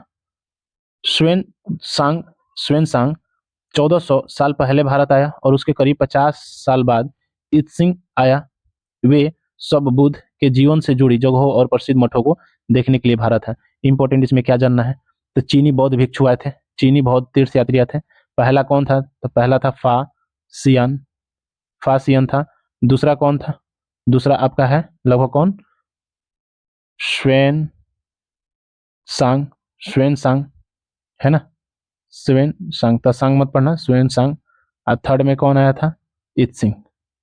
ठीक है, तो आप इस पॉइंट को याद रखिएगा, ये सीरीज वाइज से पूछ देता है एग्जाम में। ठीक है, इनमें से प्रत्येक तीर्थयात्री ने अपनी यात्रा का वर्णन लिखा, सबके सब अपने यात्रा का वर्णन लिखे हैं। वर्णन का मतलब यात्रा किए तो उस पर किताब लिखे। इन्होंने अपनी यात्रा के दौरान आई मुश्किलों के बारे में भी लिखा है, यात्रा करने के समय क्या क्या मुश्किल है उसके बारे में लिखा है। इन यात्राओं में कई वर्ष लग जाया करते थे, पैदल ही चलना होता था। जिन देशों और मठों को उन्होंने देखा उनके बारे में उन्होंने लिखा, और उन किताबों के बारे में भी उन्होंने लिखा जिन्हें वे अपने साथ ले गए थे। जो जो चीज़ देखा, मठ, देश, उस सब के बारे में उन्होंने लिखा, और जो किताब लिखते थे उसके बारे में भी उन्होंने लिखा। इस बात को आप ध्यान रखिएगा। अब देखिए ये वाला कुछ पॉइंट है। फासियन चीन वापस कैसे लौटा? फासियन चीन वापस कैसे लौटा? तो आइए देखते हैं। फासियन ने अपने घर चीन वापस लौटने के लिए अपनी यात्रा बंगाल से शुरू की थी। बंगाल, वह व्यापारियों के लिए जहाज पर चढ़ा। व्यापारियों के एक जहाज पर, एक व्यापारी का जहाज था, उसी पर चढ़ गया। मुश्किल से वे 2 दिन ही चल पाए थे कि एक समुद्री तूफान में फंस गए। व्यापारियों ने वो जहाज समुद्री तूफान में पहुंच गया, मतलब फंस गया। व्यापारी अपने जहाज को डूबने से बचाने के लिए उनमें से अपने माल को फेंककर जहाज को हल्का करने की कोशिश करने लगे। जब जहाज डूबने लगा तो जो जहाज में माल था उसमें से कुछ माल को व्यापारी फेंकते थे ताकि जहाज हल्का हो जाए। ठीक है, फासियान ने भी अपने सामान को फेंक दिया। फासियान भी क्या किया, अपने सामान को फेंक दिया, पर अपनी उन पांडुलिपियों और बुद्ध की मूर्तियों को नहीं फेंका। लेकिन ऐसा है कि उसने अपने सामान को तो फेंक दिया, लेकिन बुद्ध की मूर्ति को उसने नहीं फेंका, और पांडुलिपियां जो उसने हाथ से लिखा था उसको भी उसने नहीं फेंका, जिन्हें उसने अपनी भारत यात्रा के दौरान संकलित किया था। यानी भारत, और जब भारत का यात्रा कर रहा था उस समय उसको लिखा था। अंततः 13 दिनों के बाद आंधी रुकी। उसने समुद्र का वर्णन इस प्रकार किया है। समुद्र असीम है, असीम का मतलब बहुत बड़ा है, जिसका कोई सीमा न हो। सूर्य, चांद या तारों की गति को देखें बिना यह पता लगा पाना असंभव है कि पूर्व किधर है या पश्चिम किस दिशा में है। मतलब उनका कहना यह था कि अगर हम सूर्य को न देखें तो बता नहीं सकते पूरब किधर है, चांद को न देखें, तारों को न देखें, इसकी गति को न समझें तो हम दिशा का निर्धारण नहीं कर सकते, वो असंभव है। अगर बरसात और अंधेरा हो तो जहाज को हवा के रुख में ले जाने के अलावा और कोई चारा नहीं है। ठीक है, इसने अपने बारे में, मतलब उस किताब में वो समुद्र के असीम शक्ति यानी समुद्र के बारे में वर्णन किए थे, तो इसको आप पढ़ लीजिएगा, इसमें कुछ ऐसा है नहीं। जावा, जावा कहाँ है? इंडोनेशिया। पहुंचने में उसे 90 दिन लग गए, से भी ज़्यादा लगे। वहाँ वह 5 महीनों के लिए रुका। इसके बाद दूसरे व्यापारी जहाज से चढ़कर वह चीन पहुंचा। सिंपल सी बात है, जब ये जावा पहुंचे, वहाँ पहुंचने में इनको कितना लग गया? 90 दिन लग गया था। यही 90 दिन के बाद जब जावा पहुंचे तो यहाँ पर ये 5 मंथ रहे थे। कितने मंथ? 5 मंथ। अंततः 5 मंथ के बाद ये व्यक्ति चीन पहुंचे। ठीक है, स्वेन सांग भू मार्ग से, यानी ये वो तो जहाज के मार्ग से गए थे, लेकिन स्वेन सांग कैसे गए थे? भूमि के मार्ग से, उत्तर पश्चिम और मध्य एशिया से होकर। उत्तर पश्चिम का मतलब ये उत्तर हुआ, ये पश्चिम हुआ। इस एरिया से, यानी इस एरिया से होकर गए थे। चीन वापस लौटा। उसने सोना, चांदी, चंदन की लकड़ी की बनी बुद्ध की मूर्तियां तथा 600 से भी ज्यादा पांडुलिपियां एकत्र की थी। मैंने स्वेन सांग ने क्या क्या ले गया था? ये सब चीजें ले गया था। इन्हें अब 20 घोड़ों पर लाद कर ले गया था। सोचिए, 20 घोड़ा पर लाद कर ये सब सारी चीज को ले गए थे। क्या क्या? चांदी, चंदन की लकड़ी, सोना और 600 पांडुलिपियां जो हाथ से लिखा गया हो, ये सब चीजें, मूर्ति थी बुद्ध की। पर इसमें से 50 पांडुलिपियां उस समय खो गई जब सिंधु नदी पार करते हुए उसकी नाव उलट गई थी। यानी 600 था, 600 पांडुलिपियां में से 50 पांडुलिपियां खो गई। कैसे खो गई भाई? तो ये क्या हुआ कि जब सिंधु नदी ये क्रॉस कर रहा था, तो सिंधु नदी क्रॉस करने के समय इसका नाव जो है पलट गया था पानी में, तो थोड़ी सी उलटने से 50 वो पांडुलिपियां क्या हो गई? खो गई थी। अपने जीवन का बाकी हिस्सा उसने बची हुई पांडुलिपियों का संस्कृत से चीनी अनुवाद करने में लगा दिया। तो उसने जो 600 में से 50 वो तो चला गया, ये 50 वो चला गया, तो कितना बच गया? 550। इतनी पांडुलिपियां को इसने क्या किया? संस्कृत से यानी चीनी लैंग्वेज में चेंज करने में, अनुवाद करने में अपना समय व्यतीत किया। तो याद रखिए ये सब चीजें। नालंदा के बारे में पढ़ते हैं, बहुत इंपॉर्टेंट जगह है, शिक्षा का एक विशिष्ट केंद्र था। स्वेन सांग तथा अन्य तीर्थयात्रियों ने उस समय सबसे प्रसिद्ध बौद्ध विद्या केंद्र नालंदा बिहार में अध्ययन किया। उसने नालंदा के बारे में इस प्रकार लिखा। ये सब जब भी आए थे ना, तो आने के बाद ये लोग नालंदा जो विश्वविद्यालय है वहां पर ये लोगों ने अध्ययन किया था, यानी पढ़ाई किया था। और यहाँ के इन्होंने फिर इसके बारे में क्या बताया? यहाँ के शिक्षक योग्यता तथा बुद्धि में सबसे आगे थे। ये लोग बताया कि जो नालंदा के टीचर थे इनमें बहुत योग्यता थी, ठीक है, क्वालिटी थी, और इनके पास बहुत बुद्धि थी, इसमें सबसे आगे थे। बुद्ध के उपदेशों का वह पूरी ईमानदारी से पालन करते हैं। मठ के नियम काफी सख्त हैं, यानी जो मठ था वहां पर जो पाठशाला था वहाँ का नियम बड़ी काफ़ी सख्त है। ये वो लोग बता रहे हैं जिन्हें सबको मानना पड़ता था। पूरे दिन वाद विवाद चलते ही रहते थे, जिससे युवा और वृद्ध दोनों ही एक दूसरे की मदद करते हैं। विभिन्न शहरों से विद्वान यानी टैलेंट लोग अपनी शंकाएं दूर करने यहाँ आते थे। शंकाएं मतलब मान लीजिए कोई क्वेश्चन फंस गया तो वहां पर आकर क्वेश्चन को दूर करते थे। नए आगंतुकों से पहले द्वारपाल ही कठिन प्रश्न पूछते थे। यानी कोई नया व्यक्ति मान लीजिए कोई आया तो नया व्यक्ति आने से पहले वहां के जो द्वारपाल थे यानी गेट गेट पे जो लगे हुए गार्ड थे, यही पहले क्वेश्चन पूछते थे, कठिन प्रश्न। उन्हें अंदर जाने की अनुमति तभी मिलती थी जब ये द्वारपाल को सही उत्तर दे पाते हैं। 10 में से 7-8 सही उत्तर नहीं दे पाते हैं। सिंपल सी बात है कि नालंदा विश्वविद्यालय में एंट्री करने के लिए आपको द्वारपाल, यहाँ का जो है द्वारपाल, वो भी क्वेश्चन पूछता था। वो भी क्वेश्चन कठिन होता था। अगर आप उसको आंसर नहीं देते हैं तो वो अंदर जाने नहीं देता था। ठीक है, नेक्स्ट आइए देखते हैं भक्ति की शुरुआत। भक्ति की शुरुआत क्या है? तो इन्हीं दिनों देवी देवताओं की पूजा का चलन भी शुरू हुआ था। जब ये सब सारा काम हो रहा था बौद्ध के बारे में, तो इसी समय देवी देवताओं का पूजा का भी चलन यानी पूजा का भी दिन चालू हो गया था। हिंदू धर्म की यह प्रमुख पहचान बन गई, यानी पूजा करना। शिव, विष्णु और दुर्गा जैसे देवी देवताएं शामिल थे जिसमें बहुत सारे लोगों को पूजा किया जाता था। जिसमें से महत्वपूर्ण कौन है? तो शिव है, विष्णु है। और इन देवी देवताओं की पूजा भक्ति परंपरा के माध्यम से की जाती थी। जो पूजा करता था कौन सा परंपरा? भक्ति परंपरा। भक्ति उस समय काफी लोकप्रिय परंपरा बन गई। किसी देवी या देवता के प्रति श्रद्धा को ही भक्ति कहा जाता था। मान लीजिए कोई एक व्यक्ति है, उसके प्रति आपको श्रद्धा है, लगाव है, तो इसको पूजा करना ही क्या बन गया था? भक्ति। ठीक है, भक्ति का पथ सबके लिए खुला था, चाहे वह धनी हो या गरीब, ऊंची जाति हो या नीची जाति, स्त्री हो या पुरुष, ये कोई भी व्यक्ति हो भक्ति कर सकता है, दुर्गा को पूजा कर सकता था। ठीक है, भक्ति मार्ग की चर्चा हिंदुओं के पवित्र ग्रंथ भगवत गीता में की गई है। भगवत गीता महाभारत अध्याय 12 में हम देखेंगे का एक हिस्सा है। इसमें भगवान श्री कृष्ण अपने भक्त और मित्र अर्जुन को सभी धर्मों को छोड़कर उनकी शरण में आने का उपदेश देते हैं, क्योंकि केवल कृष्ण ही अर्जुन को सारी बुराइयों से मुक्त दिला सकते हैं। पूजा का यह रूप धीरे धीरे देश के विभिन्न भागों में फैलने लगा। आपको बात इतना बस ध्यान रखना है। क्या क्या ध्यान रखना है इस पॉइंट में? तो भक्ति मार्ग जो है ये भगवत गीता यानी महाभारत में उल्लेख है। ठीक है, भगवत गीता ग्रंथ में भक्ति मार्ग का उल्लेख है। ठीक है, ये हिंदुओं का एक पवित्र ग्रंथ है। कौन? भगवत गीता। इसमें श्री कृष्ण ने भगवान श्री कृष्ण ने अर्जुन को उपदेश देते हैं और बोलते हैं कि तुम सब कुछ यानी सब कुछ छोड़कर, सभी धर्मों को छोड़कर मेरे शरण में आ जाओ तो तुम्हारा सब कल्याण हो जाएगा। तो वो भक्ति ही मतलब भक्ति मार्ग इसी को कहते हैं। कृष्ण के प्रति अर्जुन का बहुत भक्ति था। ठीक है, भक्ति मार्ग अपनाने वाले लोग अडाम्बर याद रखिए, अडाम्बर के साथ पूजा पाठ करने के बजाय ईश्वर के प्रति लगन और व्यक्तिगत पूजा पर जोर देते थे। ठीक है, भक्ति मार्ग अपनाने वाले लोगों का यह मानना है कि अगर अपने आराध्य देवी या देवता की सच्चे मन से पूजा की जाए तो वह उसी रूप में दर्शन देंगे जिसमें भक्त उसे देखना चाहता है। इसलिए आराध्य देवी या देवता मानव के रूप में भी हो सकते हैं या फिर सिंह, पेड़ या अन्य किसी भी रूप में। जैसे जैसे इस विचार को समाज द्वारा स्वीकृति मिलती गई, कलाकार देवी देवताओं की एक से बढ़कर एक खूबसूरत मूर्तियां तैयार करने लगे। देखिए, भक्ति मार्ग इसमें कहा गया है कि भक्ति मार्ग को अपनाने के बाद देवी देवता को सच्चे मन या पूजा की जाए, देवी देवताओं को सच्चे मन से पूजा की जाए तो इसमें क्या है कि वो उसी रूप में दर्शन देंगे जिस रूप में भक्त चाहेगा दर्शन पाना। तो ये धीरे धीरे प्रचलित होने लगा उस समय में। अब देखिए, यहाँ पर एक पॉइंट था, भक्ति मार्ग अपनाने वाले लोग आडंबर के साथ पूजा पाठ करने के बजाय ईश्वर के प्रति, आडंबर का मतलब झूठ साँच होता है। ठीक है, मैं बता नहीं पाया। तो इसको झूठ को छोड़कर ये लोग क्या बोला कि नहीं, हमको वैसा ही पूजा करना है जहां पर सब लोग हो। तो पेड़ में भी देवता पाए जाते हैं तो पेड़ का भी पूजा कर लो। सिंह मतलब शेर में भी, अन्य लोगों में, इंसान में भी, मानव के रूप में भी आ सकते हैं। तो इस टाइप से भक्ति मार्ग का थोड़ी सी आगे बढ़ी। जैसे में ये वाला देखिए पॉइंट, ये पॉइंट क्या है? तो इसमें देखिए, बराह के रूप में विष्णु, एरण मध्य प्रदेश की यह शानदार मूर्ति। विष्णु बराह रूप में है। पुराणों के अनुसार जल में डूबी पृथ्वी को बचाने के लिए विष्णु ने बराह धारण किया। यहाँ पृथ्वी को एक स्त्री के रूप में दर्शाया गया है। सिंपल सी बात है, याद रखिएगा इस बात को कि बराह का अवतार क्यों हुआ था। बराह अवतार भगवान विष्णु का 10 अवतार था। ठीक है, 10 अवतार में आपको पता होना चाहिए पहला कौन सा है? मत्स्य अवतार, मछली का दूसरा, कछुआ अवतार तीसरा, आपका बराह अवतार है। ठीक है, चौथा नरसिम्हा अवतार है, आधा नर आधा सिंह। पांचवा आपका कौन सा है? तो वामन अवतार है। छठा आपका परशुराम है।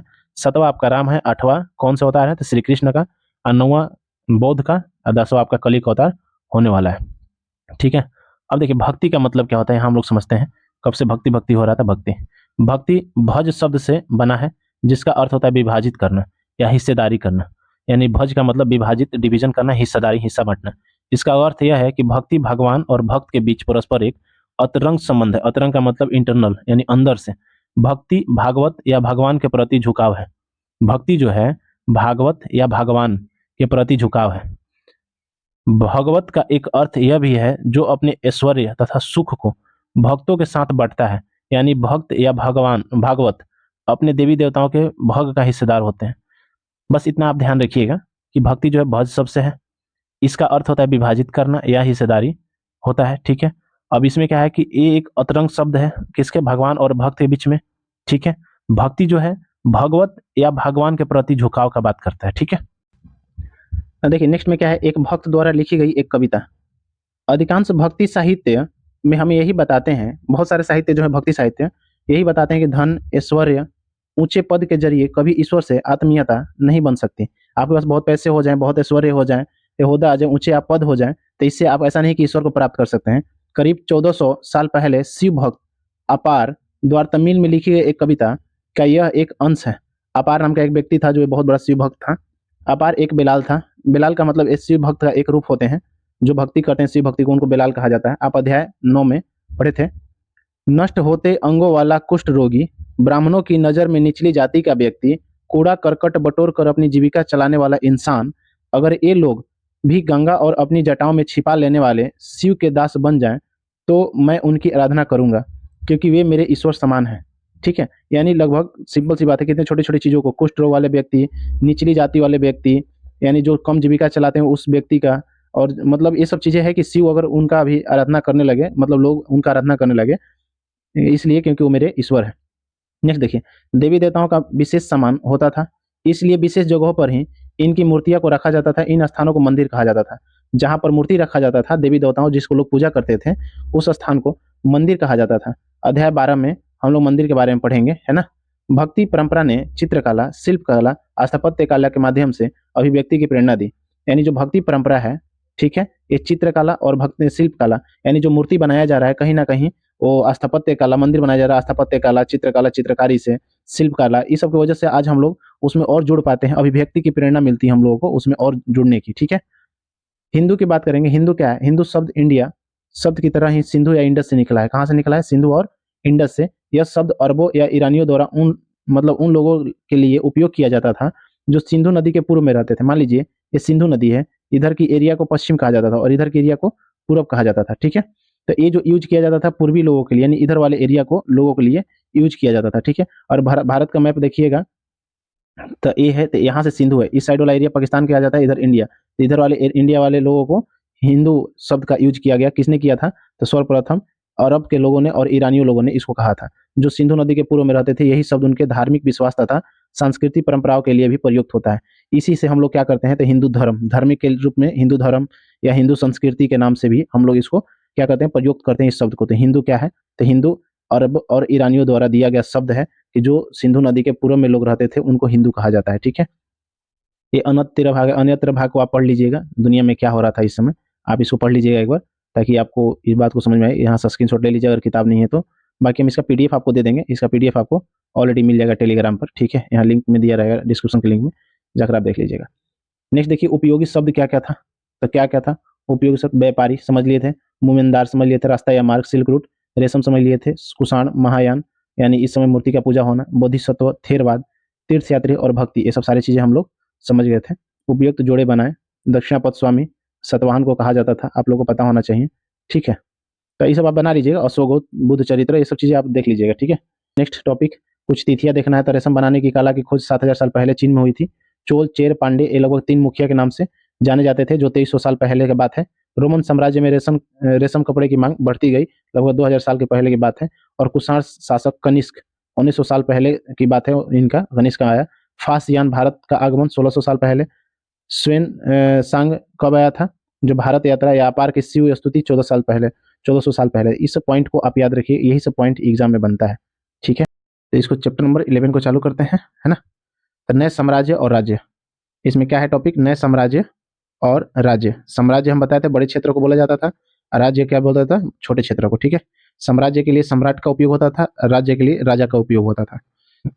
देखिए, अरविंद राजा बना, ठीक है, अरविंद राजा बना। अरविंद अपने स्कूल में खेले जाने वाले नाटक में राजा की भूमिका अदा करने के लिए चुना गया। कोई अरविंद नाम का लड़का था, ये लोग स्कूल में एक नाटक खेल रहा था, उसमें इसने राजा का भूमिका निभाया। उसने सोचा था कि वह शाही वेशभूषा में मूंछों पर ताव देते हुए रूप पहले कागज में लिपटी तलवार को शान से पकड़कर चहलकदमी करेगा। सिंपल सी बात है, जैसा राजा का वेशभूषा होता उस टाइप से इसको बनाया गया। जरा सोचो उसे कितनी हैरानी हुई जब उसे बताया गया कि उसे बैठकर वीणा भी बजानी होगी और कविता पाठ भी करना होगा। एक संगीतज्ञ राजा कौन हो सकता है? अरविंद सोचने लगा। सिंपल सी बात है कि ऐसा राजा कौन हो सकता है जो वीणा भी बजाए, संगीत भी करे। तो वही सोचने लगा। आइए हम लोग मेनली इसके बारे में पढ़ते हैं। राजा का कंसेप्ट इसने दिया कि राजा क्या था, तो आइए समझते हैं क्या बताती है प्रशस्तियां। अब देखिए यहाँ पर कुछ एक वर्ड आया, प्रशस्तियां, ठीक है। अब इसको बारे में पढ़ते हैं। दरअसल अरविंद गुप्त वंश के प्रसिद्ध राजा समुद्रगुप्त की भूमिका अदा करने जा रहा था। ये जो लड़का था ये किसका भूमिका में रोल निभा रहा था? तो समुद्रगुप्त। किसका? समुद्रगुप्त। ये समुद्रगुप्त कौन सा राजवंश का राजा था? तो गुप्त वंश का राजा था समुद्रगुप्त। समुद्रगुप्त के बारे में हमें एक लंबे अभिलेख से पता चलता है। वास्तव में यह उसके दरबारी कवि हरिश्चंद्र द्वारा संस्कृत में लिखी एक अभिलेख है। सिंपल सी बात है कि ये समुद्रगुप्त का जानकारी हमको कहाँ से पता चलता है? तो एक हरिसेन नाम का व्यक्ति था, हरिसेन एक कवि थे, ठीक है। ये इन्हीं के दरबार में रहते थे समुद्रगुप्त के। तो इन्हीं ने एक अभिलेख लिखा था। इनने क्या लिखा था? अभिलेख। उसी अभिलेख से समुद्रगुप्त के बारे में जानकारी प्राप्त होती है। इसे करीब 1700 साल पहले लिखा गया था। ये जो हरिसेन का जो अभिलेख लिखा गया था, जो मतलब वर्तमान में इलाहाबाद में उपस्थित है, ये लगभग कितने साल पहले की बात है? तो 1700 साल पहले की बात है। अशोक स्तंभ पर इसकी खुदाई की गई थी। इलाहाबाद में कहाँ खुदाई किया गया था? तो अशोक स्तंभ पे खुदाई किया गया था। अशोक स्तंभ का मतलब ये होता है अशोक के द्वारा बनाया गया अभिलेख को अशोक स्तंभ कहा जाता है, ठीक है। नेक्स्ट देखते हैं। यह एक विशेष किस्म का अभिलेख है जिसे प्रशस्ति कहते हैं। इसको क्या कहते हैं? प्रशस्ति अभिलेख भी कहा जाता है। प्रशस्ति का अगर संस्कृत शब्द की बात करेंगे तो एक संस्कृत शब्द है प्रशस्ति। इसका अर्थ क्या होता है? प्रशंसा। यानी इसमें क्या है? प्रशंसा किया गया है। हरिश्चंद्र का जो अभिलेख है समुद्रगुप्त का, इसमें प्रशंसा किया गया समुद्रगुप्त का। तो प्रशस्तियां लिखने का प्रचलन पहले भी था। तो ये जो प्रशस्तियां देखते हैं, इसका मतलब ये होता है कि किसी राजा का तारीफ करने वाला लेख, ठीक है।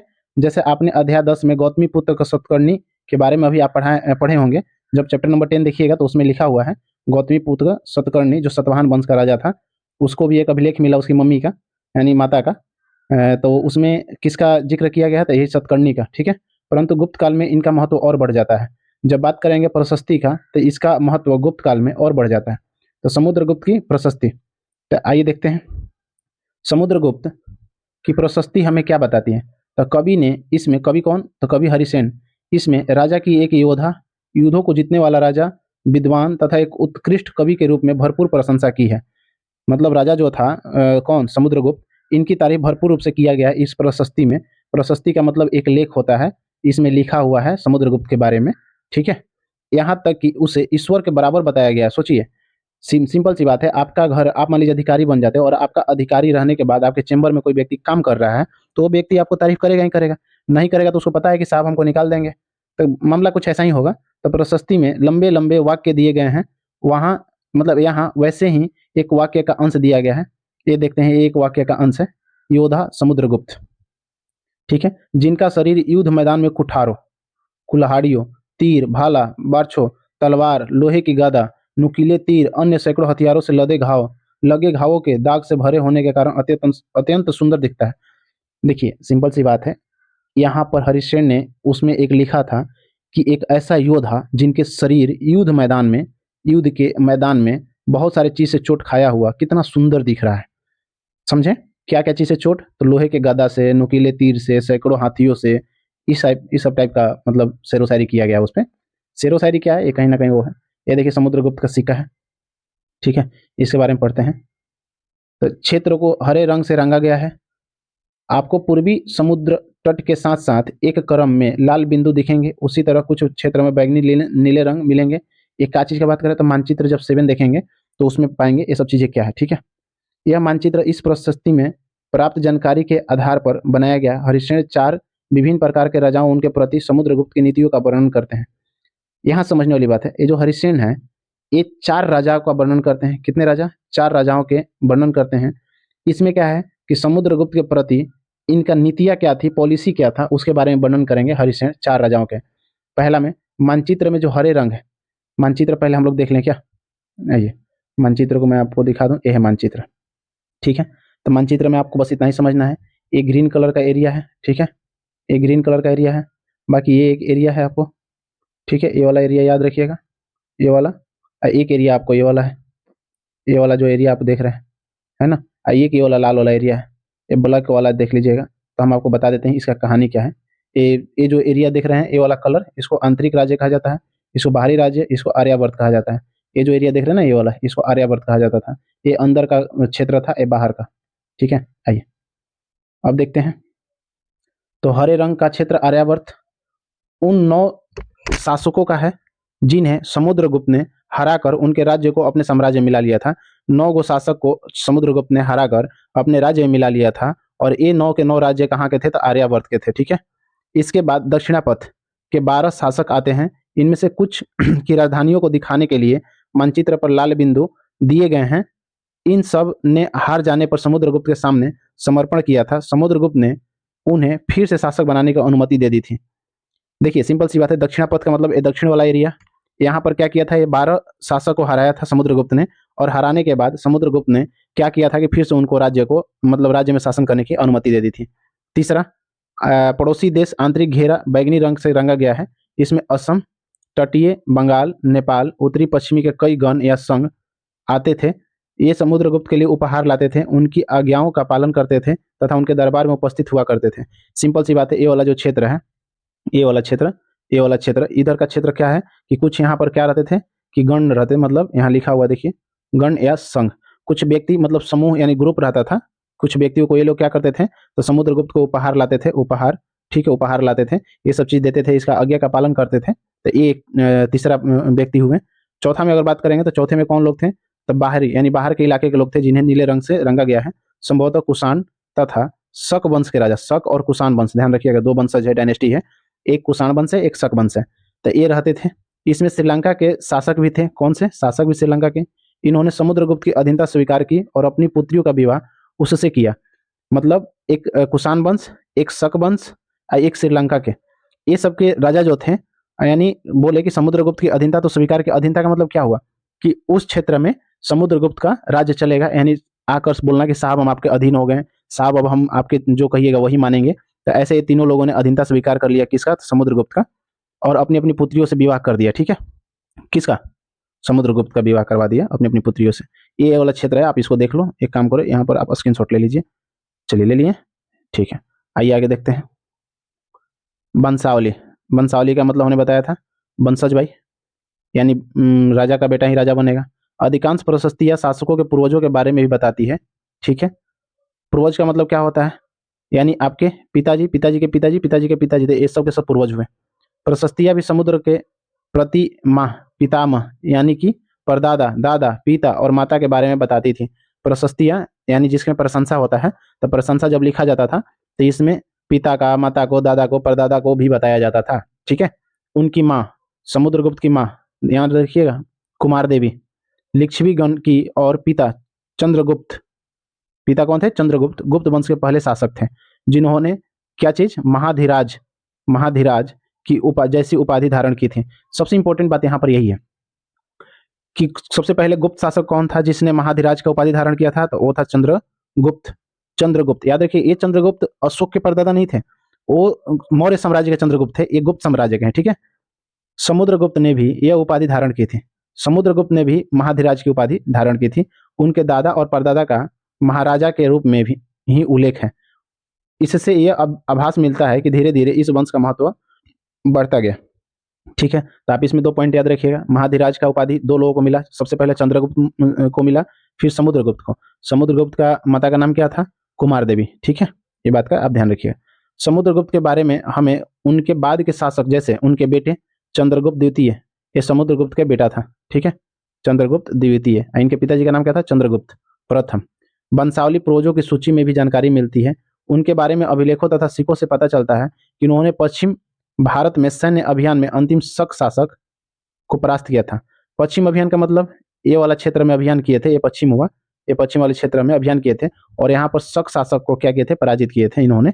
कौन, किसकी बात चल रही है? तो चंद्रगुप्त द्वितीय को, चंद्रगुप्त द्वितीय, ठीक है, एक इसके बेटा थे तो समुद्रगुप्त का, और समुद्रगुप्त किसका बेटा था तो चंद्रगुप्त प्रथम का। ठीक है, ऐसा विश्वास है किया जाने लगा है कि उनका दरबार विद्वानों से भरा हुआ था, यानी चंद्रगुप्त जो द्वितीय थे उनके दरबार में बहुत महान महान लोग रहने लगे थे। कवि कालिदास चंद्रगुप्त द्वितीय के दरबार में रहते थे। खगोल शास्त्री आर्यभट्ट जिसने शून्य का खोज किए, ये भी चंद्रगुप्त द्वितीय के दरबार में रहते थे। ठीक है, इनके विषय में और भी जानकारी आप अध्याय 12 में आप पढ़िएगा, यानी चैप्टर नंबर 12 में। अभी तो 11th है, फिर 12th में पढ़ेंगे। इसके बाद इससे पहले वाला जो भी आप टॉपिक नहीं देखें जाकर आप देख लें 1 से 10 तक। ठीक है, आज 11 देख लें, फिर नेक्स्ट 12 देख लें, आपका क्लास 6 का हिस्ट्री कंप्लीट हो जाएगा एनसीईआरटी के थ्रू। ठीक है, नेक्स्ट देखिए, तो हम लोग इसमें क्या पढ़े, इसमें आप समझने की कोशिश करें कि समुद्रगुप्त का बेटा कौन था, चंद्रगुप्त द्वितीय, और इनके पिता कौन थे, चंद्रगुप्त प्रथम। ठीक है, ये चंद्रगुप्त द्वितीय के दरबार में कालिदास थे और आर्यभट्ट थे। ठीक है, आप इस बात को ध्यान रखिएगा। नेक्स्ट आइए, हर्षवर्धन तथा हर्षचरित्र। हर्षवर्धन एक राजा थे, इन्हीं का एक लिखा हुआ लेख है, किताब है जिसका नाम हर्षचरित्र है। तो आप याद रखिएगा हर्षचरित्र का रचना किसने किया, तो हर्षवर्धन ने किया। हर्षवर्धन एक बहुत प्रतापी शासक थे। जिस तरह गुप्त वंश के शासक के बारे में अभिलेख तथा सिक्के से पता चलता है, उसी तरह कुछ अन्य शासकों के बारे में उनकी जीवनी से पता चलता है। ऐसे ही एक राजा हर्षवर्धन थे, उन्होंने करीब 1400 साल पहले शासन किया था। यानी हर्षवर्धन कब शासन किए थे, तो हर्षवर्धन शासन किए थे 1400 साल पहले। ठीक है, उनके दरबारी कवि बाणभट्ट, याद रखिएगा उनके एक दरबार में, यानी उनके दरबार में एक कवि रहते थे जिनका नाम बाणभट्ट था। संस्कृत में उनकी जीवनी हर्षचरित्र, सॉरी मैंने यहाँ पर हर्षवर्धन का जीवनी बताया था, हर्षचरित्र जीवनी इनका है, बट अगर लेखक की बात करेंगे तो इसका लेखक कौन है, तो बाणभट्ट है, याद रखिएगा। ठीक है, बाणभट्ट। इसमें हर्षवर्धन की वंशावली देते हुए उनके राजा बनने तक का वर्णन है। ये जो हर्षचरित है, ये हर्षचरित में इनको हर्षवर्धन को राजा बनने तक का कहानी है। तीर्थयात्री स्वेन सॉन्ग, जिसको हेनसोंग भी बोला जाता है, जिनके बारे में आप अध्याय 10 में यानी आपको चैप्टर नंबर 10 में पढ़ाए हैं, काफी समय के लिए हर्ष के दरबार में रहे। जो हेनसोंग आया था जिसको स्वेन संग कहा जाता है, तो ये व्यक्ति किसके दरबार में रहा, तो हर्षवर्धन के दरबार में रहा बहुत दिनों तक। उन्होंने वहां जो कुछ देखा उसका विस्तृत विवरण दिया है। अब हेनसोंग ने यानी स्वेन सॉन्ग ने जो भी देखा वो विवरण दिया है अपनी किताब में। तो हर्ष अपने पिता के सबसे बड़े बेटे नहीं थे। जो हर्षवर्धन थे ये अपने पिता का सबसे बड़ा बेटा नहीं थे, पर अपने पिता और बड़े भाई की मृत्यु हो जाने पर थानेश्वर के राजा बने। सबसे बड़ी बात यह है कि आप इस क्वेश्चन में ये ध्यान रखिएगा, तो हर्षवर्धन कहाँ के राजा बने, थानेश्वर का।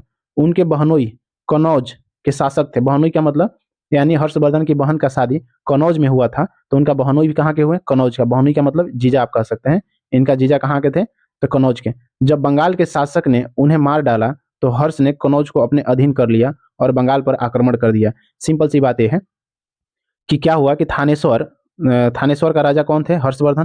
तो इस थानेश्वर को राजा थे ये हर्षवर्धन, और इनका बहनोई जो थे कहाँ के थे, कनौज को। तो ये हर्षवर्धन ने कनौज को अपने अंदर में ले लिया, क्योंकि इनका जीजा तो मर गए, तो कनौज को अपने अंदर में ले लिए। और कनौज को अंदर में लेने के बाद इन्होंने आक्रमण कर दिया कहाँ पर, तो बंगाल पर। बंगाल पर आक्रमण क्यों किए, क्योंकि बंगाल के शासक ने ही इनके जीजा को मारा था, तो बंगाल पे आक्रमण कर दिया और आक्रमण करके बंगाल को भी जीत लिए थे। मगध तथा बंगाल को जीतकर उन्हें पूर्व में जितनी सफलता मिली थी उतनी सफलता अन्य जगहों पर नहीं मिली थी। अब ये हर्षवर्धन क्या है, तो मगध को भी जीता और बंगाल को भी जीता, ये दोनों जगह को जीता, और ये सबसे बड़ी सफलता मानी जाती है हर्षवर्धन की। जब उन्होंने नर्मदा नदी को पार कर दक्कन की ओर आगे बढ़ने की कोशिश की, तब चालुक्य नरेश पुलकेशिन द्वितीय ने उन्हें रोक दिया। बात को समझें पहले आप यहाँ पर क्या है, तो जब ऐसे बात करेंगे इंडिया का, तो यहाँ पर आपका ये वाला बीच वाला क्षेत्र में एमपी है। एमपी में ही आपको नर्मदा नदी है। कौन सा नदी, नर्मदा नदी है एमपी में ही।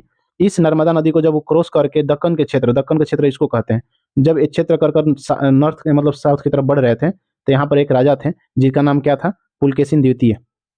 इसी ने हर्षवर्धन को रोक दिया, यानी पुलकेशिन द्वितीय यहाँ पर थे, ये साउथ में, और इधर आ रहा था कौन, हर्षवर्धन। इसको इसने रोका और पुलकेशिन द्वितीय ने हर्षवर्धन को हरा दिया। ठीक है, इस बात को ध्यान रखिएगा।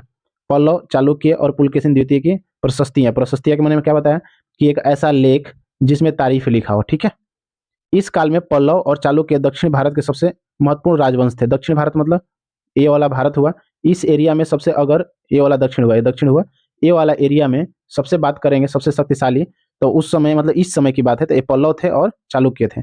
पल्लव का राज्य उनकी राजधानी कांचीपुरम के आसपास क्षेत्रों में लेकर कावेरी नदी के डेल्टा तक फैला था। बहुत इंपॉर्टेंट क्या है कि पल्लव की राजधानी कहाँ थी, तो कांचीपुरम। कहाँ थी, कांचीपुरम। ये कांचीपुरम किसको बोलेंगे, तो कावेरी नदी जो है और उसका डेल्टा के आसपास जगह को कांचीपुरम कहा जाता है। जबकि चालुक्य की राज्य कृष्ण और तुंगभद्रा नदी के बीच स्थित थी। यहाँ 2 पॉइंट आया, एक आया चालुक्य, एक आया चालुक्य, एक आया पल्लव, एक पल्लव आया और एक आया चालुक्य। ये दोनों यानी पल्लव की राजधानी कांचीपुरम थी जो कि कावेरी नदी के आसपास था, जबकि चालुक्य की राजधानी कहाँ थी? चालुक्य का जो क्षेत्र था, राज्य क्षेत्र, वो कृष्णा नदी और तुंगभद्रा नदी के बीच में स्थित था। चालुक्य की राजधानी एहोल थी। चालुक्य की राजधानी कहाँ थी? एहोल थी। आप यहाँ देखे होंगे। कांचीपुरम किसका राजधानी थी? तो ये थी आपका पल्लव की। जबकि चालुक्य की राजधानी की बात करिएगा तो चालुक्य की राजधानी कहाँ थी? एहोल थी। यह एक प्रमुख व्यापारिक केंद्र था। एहोल जो था एक प्रमुख व्यापारिक केंद्र था। ठीक है, धीरे धीरे यह एक धार्मिक केंद्र भी बन गया। ये जो एहोल था धीरे धीरे कौन सा बन गया? धार्मिक केंद्र भी बन गया, जहाँ कई मंदिर थे, बहुत सारे मंदिर थे यहाँ पर एहोल में।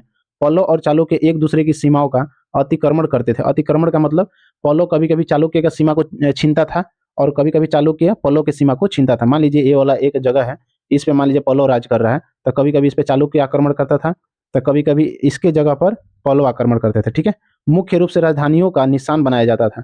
समृद्ध शहर थे ये। अधिकांश आक्रमण कहाँ करते थे? तो राजधानी में। ऐसा क्यों? क्योंकि राजधानी क्या है कि समृद्ध था। समृद्ध का मतलब बहुत विकसित था। ठीक है, पुलकेशिन द्वितीय सबसे प्रतापी चालुक्य राजा था। अब यहाँ पर जो है पुलकेशिन द्वितीय कौन था? तो पुलकेशिन द्वितीय एक चालुक्य राजा था, सबसे प्रतापी। उनके बारे में हमें उनके दरबारी कवि रविकृति रचित प्रशस्ति से प्राप्त होता है।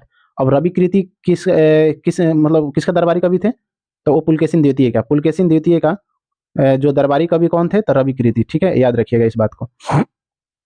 उनके पूर्वज खासतौर से पिछली 4 पीढ़ियों के बारे में बताया गया है। पुलकेशिन द्वितीय को अपने चाचा से यह राज्य मिला था। यानी ये पुलकेशिन द्वितीय के बारे में जो रविकृति का अभिलेख है, इसमें बताया गया है कि पुलकेशिन द्वितीय का जो राज्य मिला है उनके चाचा के द्वारा दिया गया है ये राज्य पुलकेशिन द्वितीय को। ठीक है, अब यहाँ देखिए रविकृति के अनुसार, किसके अनुसार? रविकृति जो कि पुलकेशिन द्वितीय के दरबारी कवि थे। इनके अनुसार उनके पूर्व तथा पश्चिम दोनों समुद्री तटीय इलाकों में अपने अभियान चलाया। यानी ये वाला दोनों यानी पूर्व भी और पश्चिम में, ये दोनों तटीय इलाकों पर उन्होंने अभियान चलाया। इसके अतिरिक्त उन्होंने हर्षवर्धन को भी आगे बढ़ने से रोका। हर्ष का अर्थ होता है आनंद। हर्षवर्धन आपको याद होगा कि वही जो अपने जमाई यानी जीजा का बदला लेने के लिए बंगाल पे आक्रमण किया और बंगाल को जीता और मगध को भी जीता। कवि का कहना है, और हर्ष का मतलब क्या होता है? आनंद। कवि का कहना है कि इस पराजय के बाद अब हर्ष नहीं रहा। यानी कहने का मतलब हर्षवर्धन अब हर्ष मतलब आनंद नहीं रहा। हर्षवर्धन को कोई आनंद नहीं रहा। हर्षवर्धन अब खुश नहीं रहा। पुलकेशिन द्वितीय ने पल्लव राजा के ऊपर भी आक्रमण किया, जिसे कांचीपुरम की दीवार के पीछे शरण लेनी पड़ी। यानी जो पल्लव राजा थे, पल्लव राजा ये तो चालुक्य का था, तब चालुक्य का राजा पुलकेशिन द्वितीय। अब पुलकेशिन द्वितीय ने किस पे आक्रमण किया? पल्लव पर। और पल्लव की जो राजधानी थी एहोल, वहां के लोगों को मतलब अपने राजधानी से पीछे हटना पड़ा, यानी शरण लेनी पड़ी। और पुलकेशिन द्वितीय, पुलकेशिन द्वितीय ऐसे भी बहुत महान सम्राट रहा है। पर चालुक्य की विजय अल्पकालीन थी। अल्पकालीन का मतलब थोड़े समय के लिए चालुक्य विजय कर पाए थे। किस पे? पल्लव पर। लड़ाई से दोनों वंश दुर्बल होते गए। दुर्बल का मतलब कमजोर होते गए।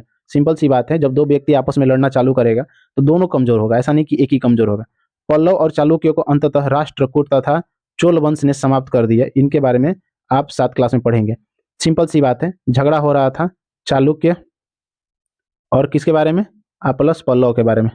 ये दोनों के बारे में झगड़ा हो रहा था। और ये दोनों को हराने वाला व्यक्ति कौन है? तो हराया राष्ट्रकूटों ने। कौन हराया? राष्ट्रकूटों ने। राष्ट्रकूट तो हराया ही हराया, अब बाकी चोल भी हराया। ठीक है, इसके बारे में हम लोग 7 में पढ़ेंगे। इन राज्यों का प्रशासन कैसे चलता था? सिंपल सी बात है, इन राज्यों का प्रशासन कैसे चलता था?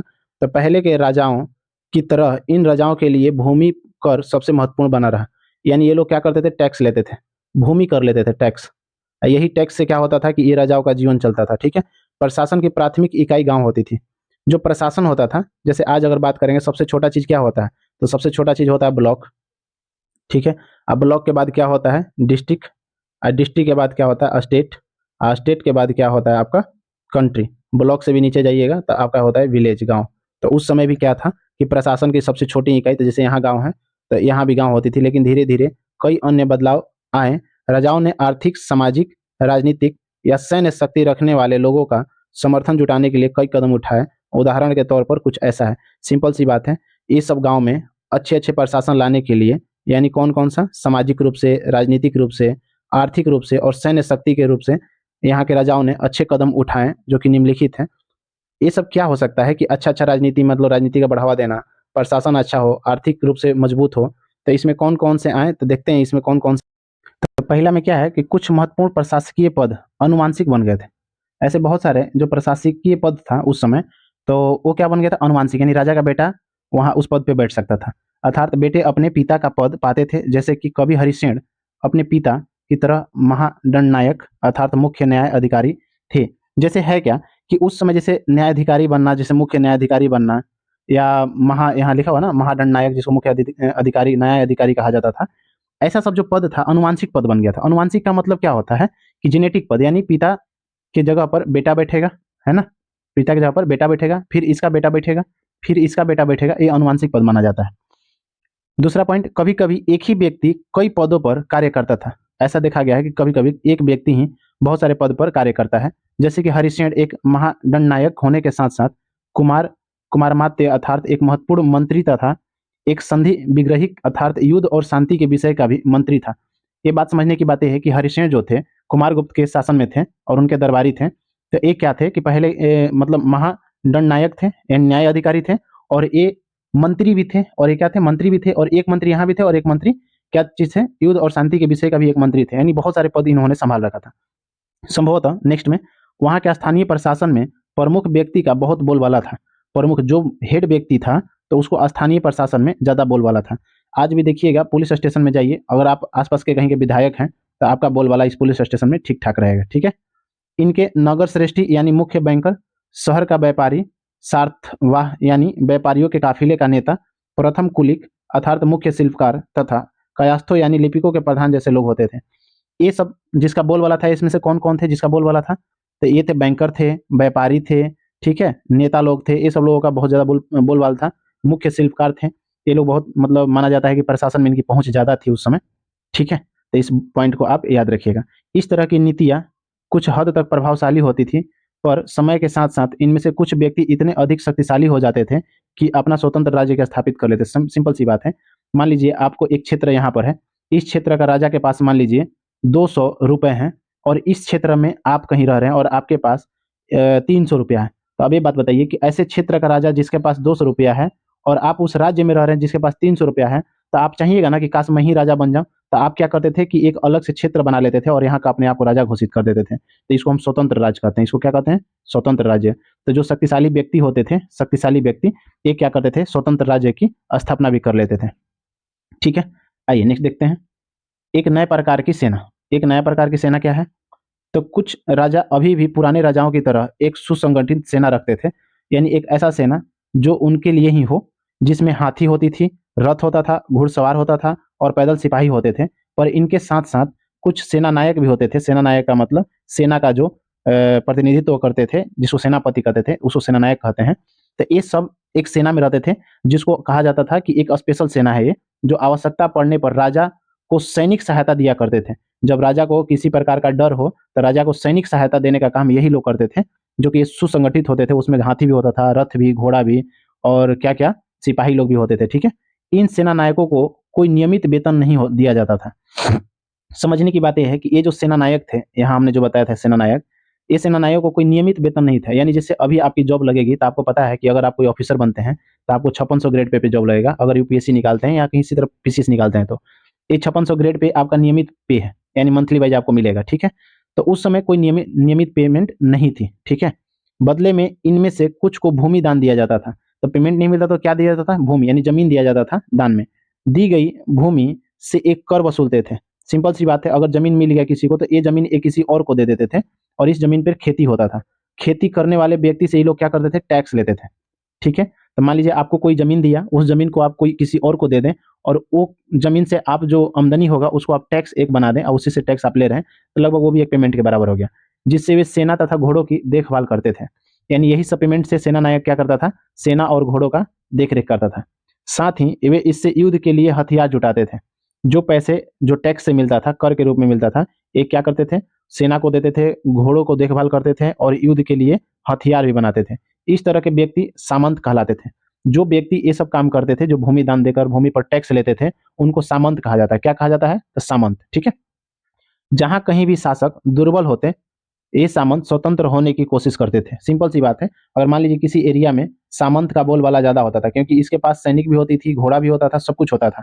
अब ये एरिया का, ये यानी राज्य का, यहाँ का राजा अगर कमजोर पड़ जाए, राजा क्या हो जाए? कमजोर। दुर्बल का मतलब क्या होता है? कमजोर। यानी कमजोर पड़ जाए अगर राजा, तो ये सामंत मजबूत होता था और ये क्या करता था, अपने आप को एक स्वतंत्र राज्य घोषित करने की फिराक में रहता था कि मैं स्वतंत्र राज्य घोषित कर लूं, बस राजा तो कमजोर पड़े। ठीक है, अब नेक्स्ट देखते हैं दक्षिण के राज्यों में सभाएं, यानी दक्षिण के राज्य में कुछ सभाएं हुई उसके बारे में देखते हैं। तब पल्लव के अभिलेखों में कई स्थानीय सभाओं की चर्चा मिली है। किसके अभिलेख में? पल्लव। इनमें से एक था ब्राह्मण भूस्वामी का संगठन, जिसे सभा कहते हैं, यानी एक ब्राह्मण का संगठन था, ब्राह्मण का संगठन, जिसको क्या कहा जाता था? सभा। ठीक है, ये सभाएं उप समितियों के जरिए सिंचाई, खेतीबाड़ी से जुड़े विभिन्न काम, सड़क निर्माण, स्थानीय मंदिरों की देखरेख आदि का काम करती थी।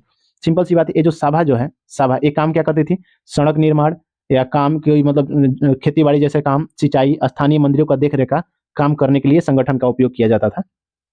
जिन इलाकों के भूस्वामी ब्राह्मण नहीं थे, मान लीजिए कोई एक इलाका है, इस इलाके का भूस्वामी, यानी भूस्वामी का मतलब जो भूमि वाले स्वामी है, जिसके पास बहुत ज्यादा जमीन है, और वहां पर कोई ब्राह्मण नहीं है, तो वहां उर नामक ग्राम सभा के होने की बात। तो ये देखते हैं चैप्टर नंबर 12। ये है इमारतें, चित्र तथा किताबें। इमारत, चित्र, इमारत का मतलब बिल्डिंग, ठीक है, बिल्डिंग, और चित्र मतलब फिगर, ठीक है, और आपको किताबें मतलब बुक। आप इस चीज को समझ रहे होंगे। मरुत्सामी और लौह स्तंभ। मरुत्सामी आज बहुत खुश था। ये है मरुत्स्वामी, ये लड़का, इसका नाम मरुत्स्वामी है। ठीक है, ये बहुत खुश था। पहिएदार कुर्सी में बिठाकर उसका भाई उसे कुतुब मीनार दिखाता हुआ प्रसिद्ध लौह स्तंभ के सामने ले गया। कुतुब मीनार कहाँ है? सबसे इंपॉर्टेंट बात, कुतुब मीनार दिल्ली में उपस्थित है, लौह स्तंभ भी दिल्ली में उपस्थित है। तो यहाँ कुतुब मीनार है, इसके बाद उसने लौह स्तंभ दिखाने के लिए ले गया। ठीक है, धूल भरे पथरीले रास्तों से रैंप के सहारे यहाँ तक आना काफी मुश्किल था।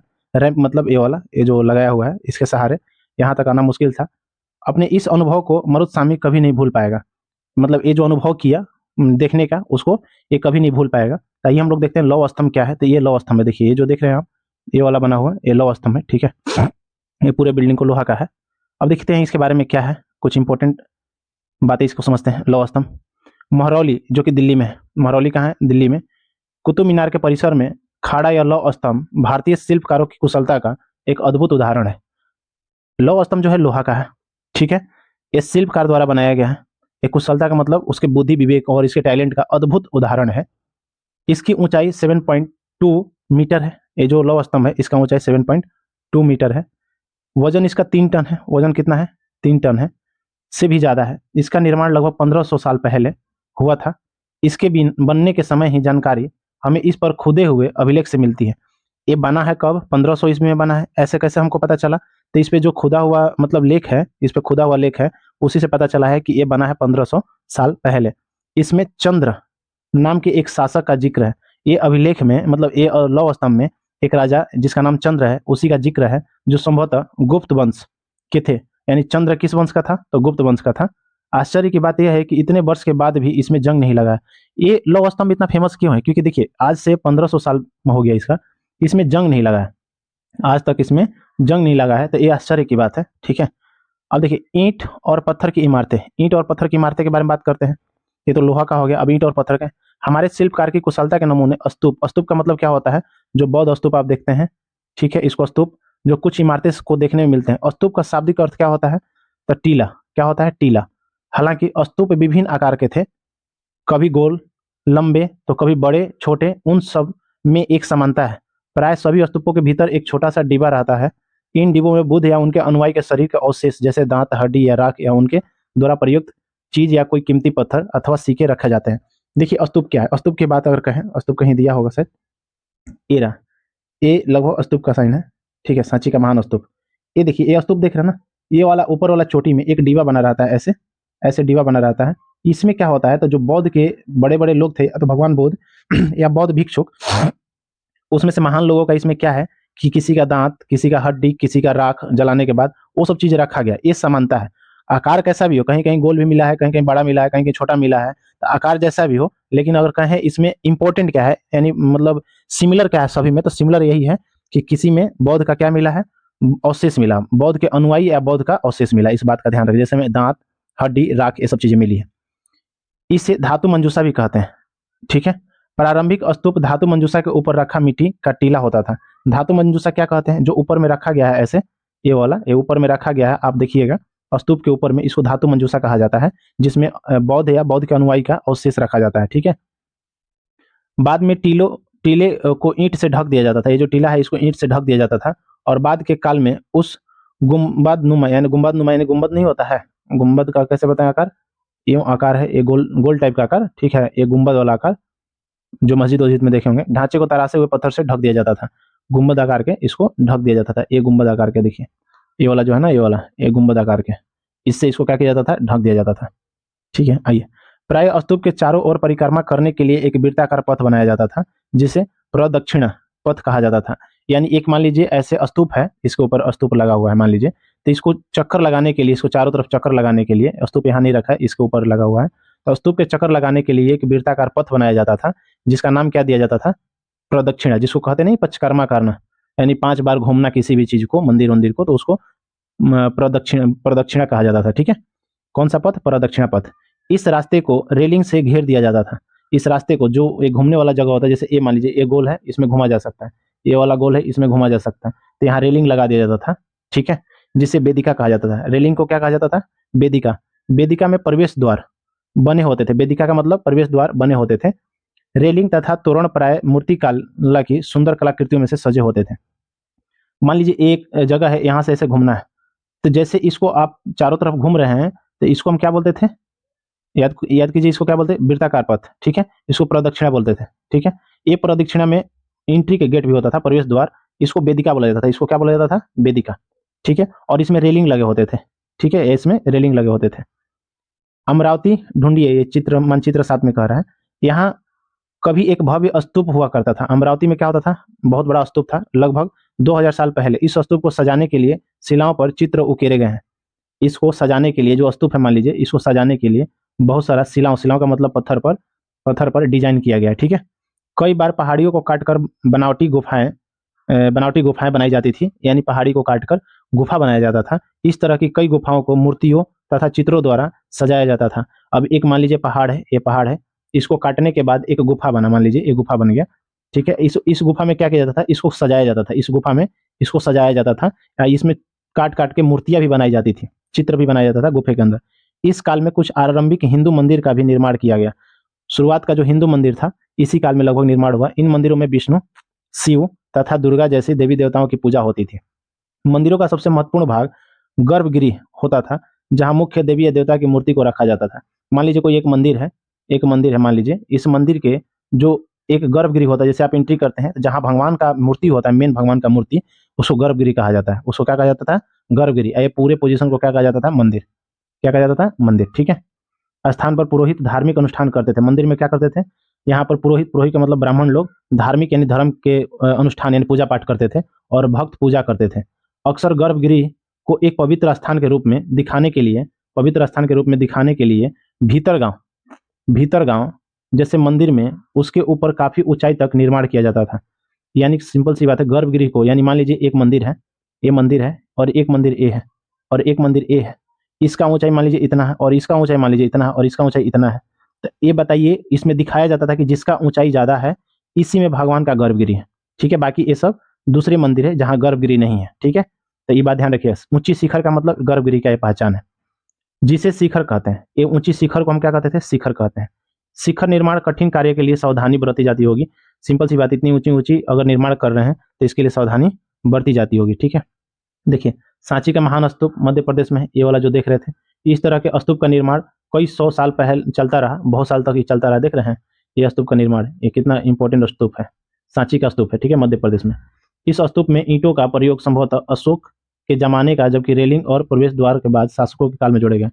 जो ईंट का प्रयोग किया गया है सांची के स्तूप में, ये अशोक के समय किया गया है, जबकि रेलिंग ओलिंग जो बना है, रेलिंग ओलिंग, ये अशोक के बाद वाले जो शासक हैं उन्होंने इसको जोड़ा है, यानी बनाया है। अब ये वाला जो देख रहे हैं, ये वाला जो चित्र देख रहे हैं, ये क्या है, अमरावती की शिल्प कीर्ति है। अमरावती का क्या है, ये शिल्प। नेक्स्ट देखते हैं, नेक्स्ट देखिए इसमें क्या है, ये कुछ है आपका पॉइंट, ये सब ये गर्भगृह वाला रास्ता है। ठीक है, ये देखिए, ये योजना बनानी पड़ती थी। अधिकतर मंदिरों में मंडप नाम की एक जगह होती थी। कैसा, मंडप नाम की एक जगह, यह एक सभागार होता था। क्या होता था, मंडप को सभागार कहते हैं, जहां लोग इकट्ठा होते थे। मंदिर अगर जैसे आप एंट्री कीजिएगा तो बहुत बड़ा जगह होता है, इसको हम मंडप कहते हैं, या इसी को सभागार कहते हैं, जहां पर बहुत सारे लोग क्या होते हैं, इकट्ठा होते हैं। महाबलीपुरम, एहोल को ढूंढिए, एक मानचित्र 7 दिया उसमें। इन शहरों में पत्थर से बने कुछ उत्कृष्ट मंदिर हैं। क्या चीज से बने हैं? पत्थर से। उत्कृष्ट का मतलब सुंदर सा मंदिर है। उनमें से कुछ यहाँ दिखाए गए हैं। जैसे मैं इस मंदिर को देखिए, ये वाला, ठीक है, ये मंदिर को देखिए, ये भी मंदिर है, एक ये भी मंदिर है। जैसे एंट्री किए, ये वाला जो आप देख रहे हैं मंडप है। अब जो लंबा है मंदिर, जो बड़ा है, जैसे ये है, ये ऊंचाई है, तो इसी में गर्भगृह होगा। इसी में क्या होगा? गर्भगृह होगा, है ना। नेक्स्ट देखिए, नेक्स्ट में ये मंदिर है, आप इसको पढ़ लीजिए, महाबलीपुरम का। ये महाबलीपुरम का मंदिर है, ये वाला, ठीक है। नेक्स्ट अगर आइएगा तो नेक्स्ट देखिए, तो नेक्स्ट में है स्तूप तथा मंदिर किस तरह बनाए जाते थे। तो एक कैसे बनाए जाते थे, तो देखते हैं। स्तूप तथा मंदिर को बनाने की प्रक्रिया में कई अवस्थाएं आती थी। जब मंदिर और स्तूप की बात करेंगे बनवाने के लिए, तो उसमें बहुत सारी अवस्थाएं आती थी। इसके लिए काफ़ी धन खर्च होता था। अगर बात करेंगे बनवाने के लिए, तो धन बहुत ज़्यादा खर्च होता था। इसलिए आमतौर पर राजा या रानी ही इन्हें बनवाने का निश्चय करते थे। तो मंदिर हुआ या स्तूप हुआ, ये दोनों चीज़ बनाने का निश्चय राजा और रानी ही करते थे। इसका रीज़न एक कहीं ना कहीं ज़्यादा धन खर्च होना था। पहला काम इसमें अगर बात करेंगे, तो अच्छे किस्म के पत्थर ढूंढकर शिलाखंडों को खोद कर निकालना होता था। शिलाखंड का मतलब पत्थर, ठीक है, शिलाखंड का मतलब पत्थर।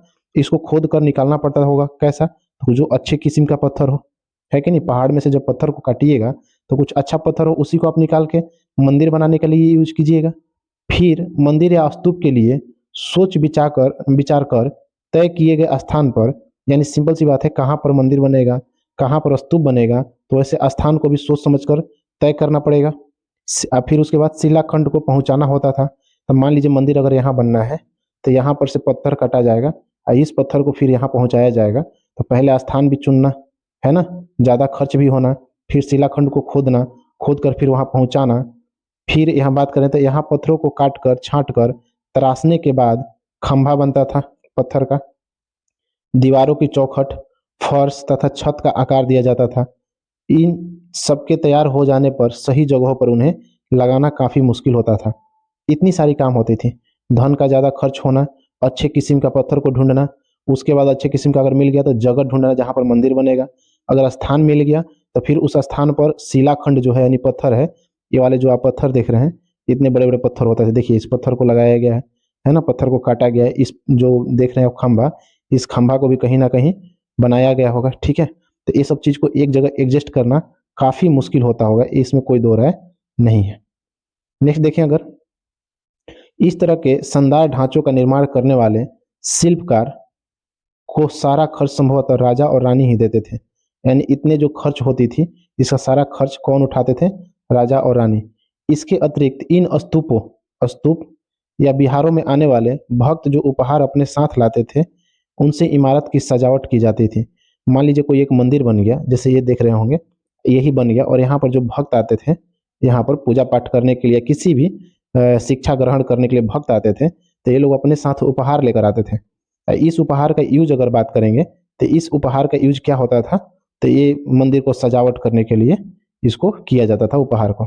जैसे हाथी का दांत का काम करने वाले श्रमिक, जो व्यक्ति हाथी के दांत में काम करते थे, वैसे श्रमिक यानी मजदूर के संघ ने सांची के अलंकृत प्रवेश द्वार तोरण को बनाने का खर्च दिया था। जैसे मान लीजिए एक व्यक्ति था, हाथी का दांत में वर्क करते थे, हाथी के दांत को छटना वटना, उसमें वो श्रमिक यानी मजदूरी करते थे। तो उन्होंने क्या किया था कि जो सांची का स्तूप है, एमपी में है, सांची का स्तूप कहाँ है? एमपी में, सम्राट अशोक के द्वारा बनाया गया था। यहाँ पर अलंकृत प्रवेश द्वार, यानी जो प्रवेश द्वार होता है, कोई मंदिर है, इसका अगर प्रवेश द्वार की बात करेंगे, तो इसको सजाने के लिए खर्च वो व्यक्ति दिया था जो श्रमिक था, ठीक है। इस बात को आप ध्यान रखिएगा। इनकी सजावट के लिए पैसे देने वाले व्यापारी, कृषक, माला बनाने वाले, इत्र बनाने वाले, लोहार, सुनार तथा ऐसे कई स्त्री पुरुष शामिल थे जिनके नाम खंभों, रेलिंगों, दीवारों पर खुदे हैं। देखिए बात क्या है कि जब कोई व्यक्ति पैसा देता था मंदिर में या कहीं पर, तो इनका नाम इस मंदिर में या ये खंभे जो बनते थे, इस खंभे में खोदा जाता था कि भाई ये फलाना आदमी ने इतना पैसा दिया है।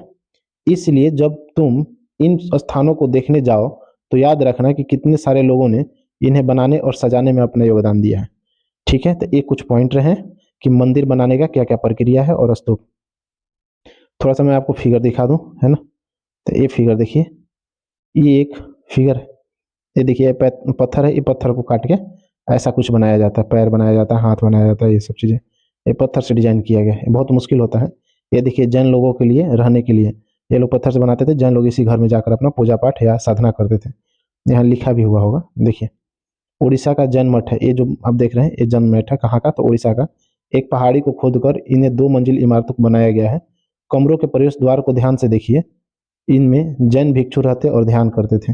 ये जो आप कमरा देख रहे हैं ये वाला, इसमें आप देखिएगा तो इसमें क्या है कि जैन भिक्षु रहते थे। ये वाला में इसमें जैन भिक्षु रहते थे और इसमें ध्यान करते थे। ठीक है, नीचे देखिए ये वाला फिगर, ये वाला फिगर राष्ट्रीय संग्रहालय नई दिल्ली में स्थित एक मूर्ति का चित्र है। ठीक है, ये वाला एक मूर्ति का चित्र देख रहे हैं, इसको पत्थर से बनाया गया है। इसको क्या चीज से डिजाइन किया गया? पत्थर से डिजाइन किया। ठीक है, तो आप इसको ध्यान रखिए।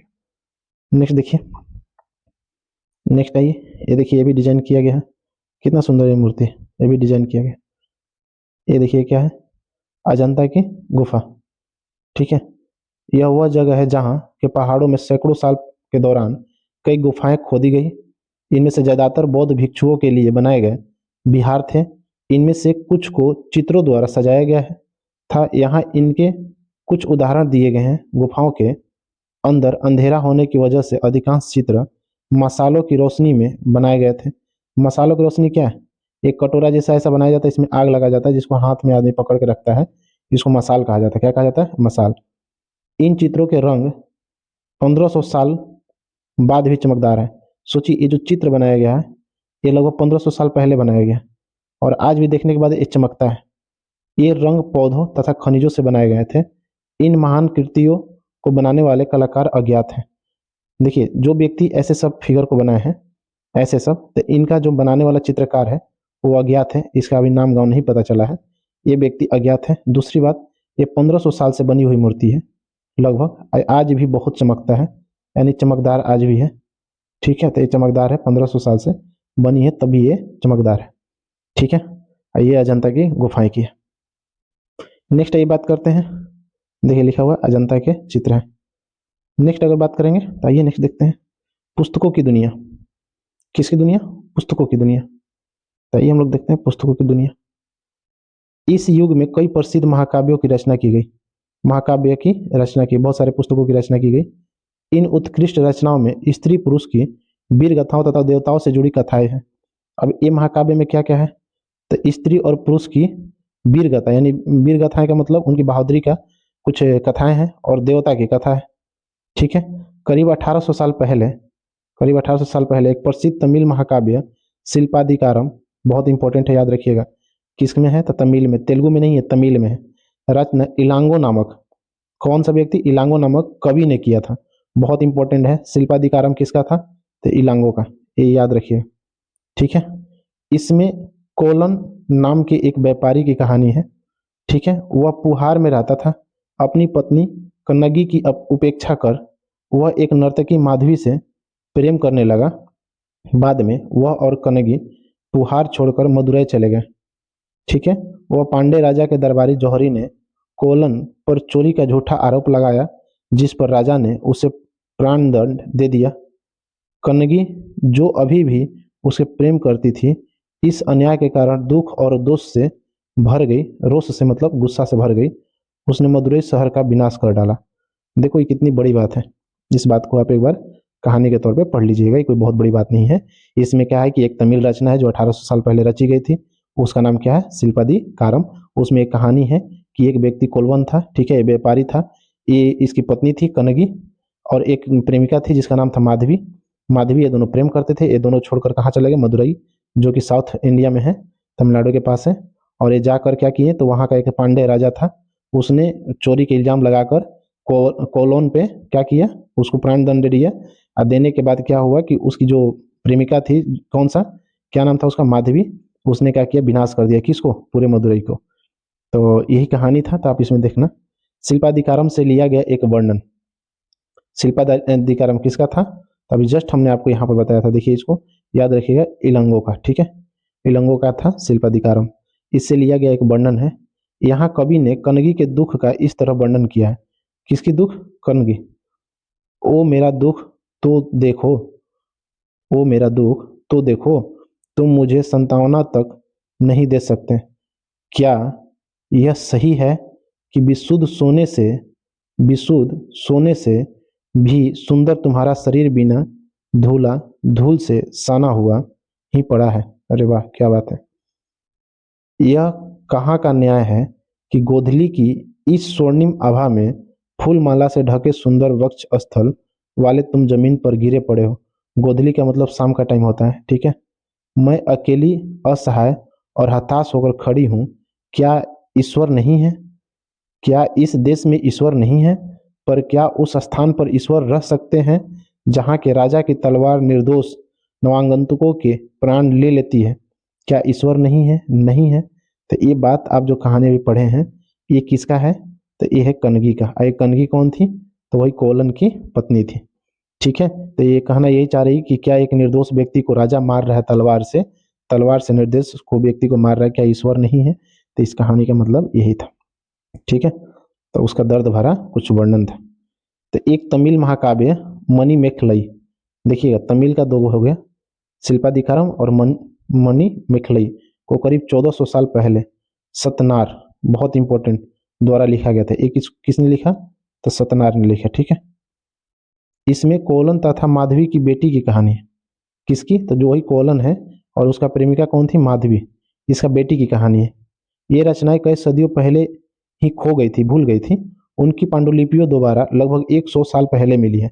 देखिए जो छोटी छोटी बातें, पांडुलिपियां खोना, ये सब मैं बहुत पहले बता चुका हूँ डिटेल में। ये सब क्या था नहीं देखें तो आप वीडियो जाकर देख ले पीछे वाला। तो दोबारा लगभग 100 साल पहले मिली, पहले खो गया था फिर बाद में मिल गया। अन्य लेखकों की बात करेंगे, जैसे कालिदास थे, जिनके बारे में आप अध्याय 11 में पढ़े थे। संस्कृत में लिखते थे ये कालिदास, आपको पता ही होगा। ये चंद्रगुप्त मौर्य के द्वितीय को दरबार में रहते थे, जो गुप्त वंश के थे, ठीक है। वो चंद्रगुप्त मौर्य नहीं, जो सम्राट अशोक के दादा थे। तो ये सब चीज, कुछ रचनाएं हुआ, कुछ किताब हुआ। मेघदूत का श्लोक देखते हैं, ठीक है। तो मेघदूत, यहाँ उनकी सबसे प्रसिद्ध रचना मेघदूत। ये मेघदूत क्या है? तो एक रचना है, किसके द्वारा लिखा गया है? तो एक कालिदास के द्वारा। किसके द्वारा? कालिदास के द्वारा ये रचना लिखा गया मेघदूत। एक अंश दिया गया है, यहाँ एक विरही प्रेमी बरसात के बादल को अपना संदेश वाहक बनाने की कल्पना करता है। विरही का मतलब एक प्रेमिका, ठीक है। एक प्रेमिका अपने प्रेमी को बरसात के जैसा सोच रहा है, बरसात के बादल से अपना संदेश पहुंचाना चाह रहा है कि ये बादल है और ये इसके प्रेमी के पास ये बादल लेके जाएगा, संदेश लेकर जाएगा। तो देखो इसमें किस तरह कवि ने बादलों को उत्तर की ओर ले जाती ठंडी हवा का वर्णन किया है। कोई हवा है जो उत्तर की तरफ बह रही है, और इसको बताया है कि संदेश वाहक है। यही हवा संदेश वाहक है। तुम्हारे बौछारों से मुलायम हो उठी मिट्टी की भीनी खुशबू से भरे हाथियों की सांस में बसी जंगली गुलर को पकाने वाली शीतल ब्यार तुम्हारे साथ धीरे धीरे बहेगी। देखिए ये सब चीजें जो है आप एक बार देख लीजिएगा, ऐसा कुछ इसमें है नहीं। ये सब चीजें आपको मेन सोर्स में लिखने के लिए कभी कभी काम आ जाएगा, बट ऐसा बिल्कुल से नहीं है कि आपको पीटी के फैक्ट्स या किसी भी चीज से इंपॉर्टेंट है। बस एक कहानी है, थोड़ी सी इंटरेस्टिंग हो रही है, तो आप इसको देख लें। कालिदास को प्राकृतिक प्रेमी कहा जा सकता है, तो बिल्कुल आप कह सकते हैं, क्योंकि प्राकृतिक से जोड़कर हर एक चीज को इन्होंने दिखाया है, तो प्राकृतिक प्रेमी कहना कहीं गलत नहीं होगा। नेक्स्ट देखिए, पुरानी कहानियों का संकलन तथा संरक्षण। संरक्षण का मतलब बचाना, संकलन का मतलब एकत्रित करना यानी इकट्ठा करना। तो पुरानी कहानियों को इकट्ठा करना और संरक्षण करना, बचा के रखना। तो हिंदू धर्म से जुड़ी कई कहानियां जो बहुत पहले से प्रचलित थी, इसी काल में लिखी गई। इनमें पुराण भी शामिल है, तो पुराण भी इसी काल में लिखा गया। पुराण का शाब्दिक अर्थ क्या होता है? प्राचीन या पुराण। पुराण का शाब्दिक अर्थ होता है प्राचीन या पुराण, ठीक है। पुराणों में विष्णु, शिव, दुर्गा, पार्वती जैसे देवी देवताओं से जुड़ी कहानियां हैं। तो पुराण में किसका है? तो विष्णु जी का है, शिव जी का है, दुर्गा और पार्वती का कहानी है। इनमें इन देवी देवताओं की पूजा की विधियां दी गई है। इसमें क्या दिया गया? विधि दिया गया। किस चीज का विधि? तो पूजा का विधि। इसके अतिरिक्त इनमें संसार की सृष्टि तथा राजाओं के बारे में भी कहानियां दी गई है, यानी पूरे संसार का सृष्टि कैसे हुआ और राजा क्या रहा है संसार का, उसके बारे में भी इसमें वर्णन दिया गया है। अधिकतर पुराण सरल संस्कृत श्लोक में लिखे गए हैं। किस चीज में लिखे गए हैं? संस्कृत श्लोक में लिखे गए हैं, जिससे सब उन्हें सुन और समझ सके। स्त्रियां तथा शूद्र भी वेद पढ़ने की अनुमति नहीं थी, यानी स्त्री और शूद्र को वेद पढ़ने की अनुमति नहीं थी, ठीक है। वे भी इसे सुन सकते थे, पढ़ नहीं सकते थे बट सुन सकते थे। पुराणों का पाठ पुजारी मंदिरों में किया करते थे, जिसे लोग सुनते थे। तो पुराण का पाठ कौन करता था? तो पुजारी करते थे। बात ध्यान रखिएगा।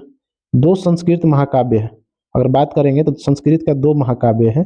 कौन कौन सा? एक है महाभारत और एक है आपको रामायण। लंबे अरसे से लोकप्रिय रहे हैं। आपसे तुम में भी से भी कुछ बच्चे इन कहानियों से परिचित होंगे, यानी आप लोगों में से बहुत सारे ऐसे बच्चे होंगे ये कहानी को समझते होंगे। सब क्या? सब लोग जानता होगा। तो महाभारत कौरव और पांडे कह सकते हैं आप, कौरव और पांडे के बीच युद्ध की कहानी है। महाभारत क्या है? तो कौरव और पांडे के बीच युद्ध की कहानी है। इस युद्ध का उद्देश्य पुरुवंश, याद रखिएगा, पुरुवंश, राजधानी हस्तिनापुर, पुरुवंश की राजधानी कहाँ थी? हस्तिनापुर की गद्दी प्राप्त करना था। हस्तिनापुर की गद्दी प्राप्त करने के लिए पुरुवंश में झगड़ा हुआ। एक तरफ कौरव था और एक तरफ पांडे थे।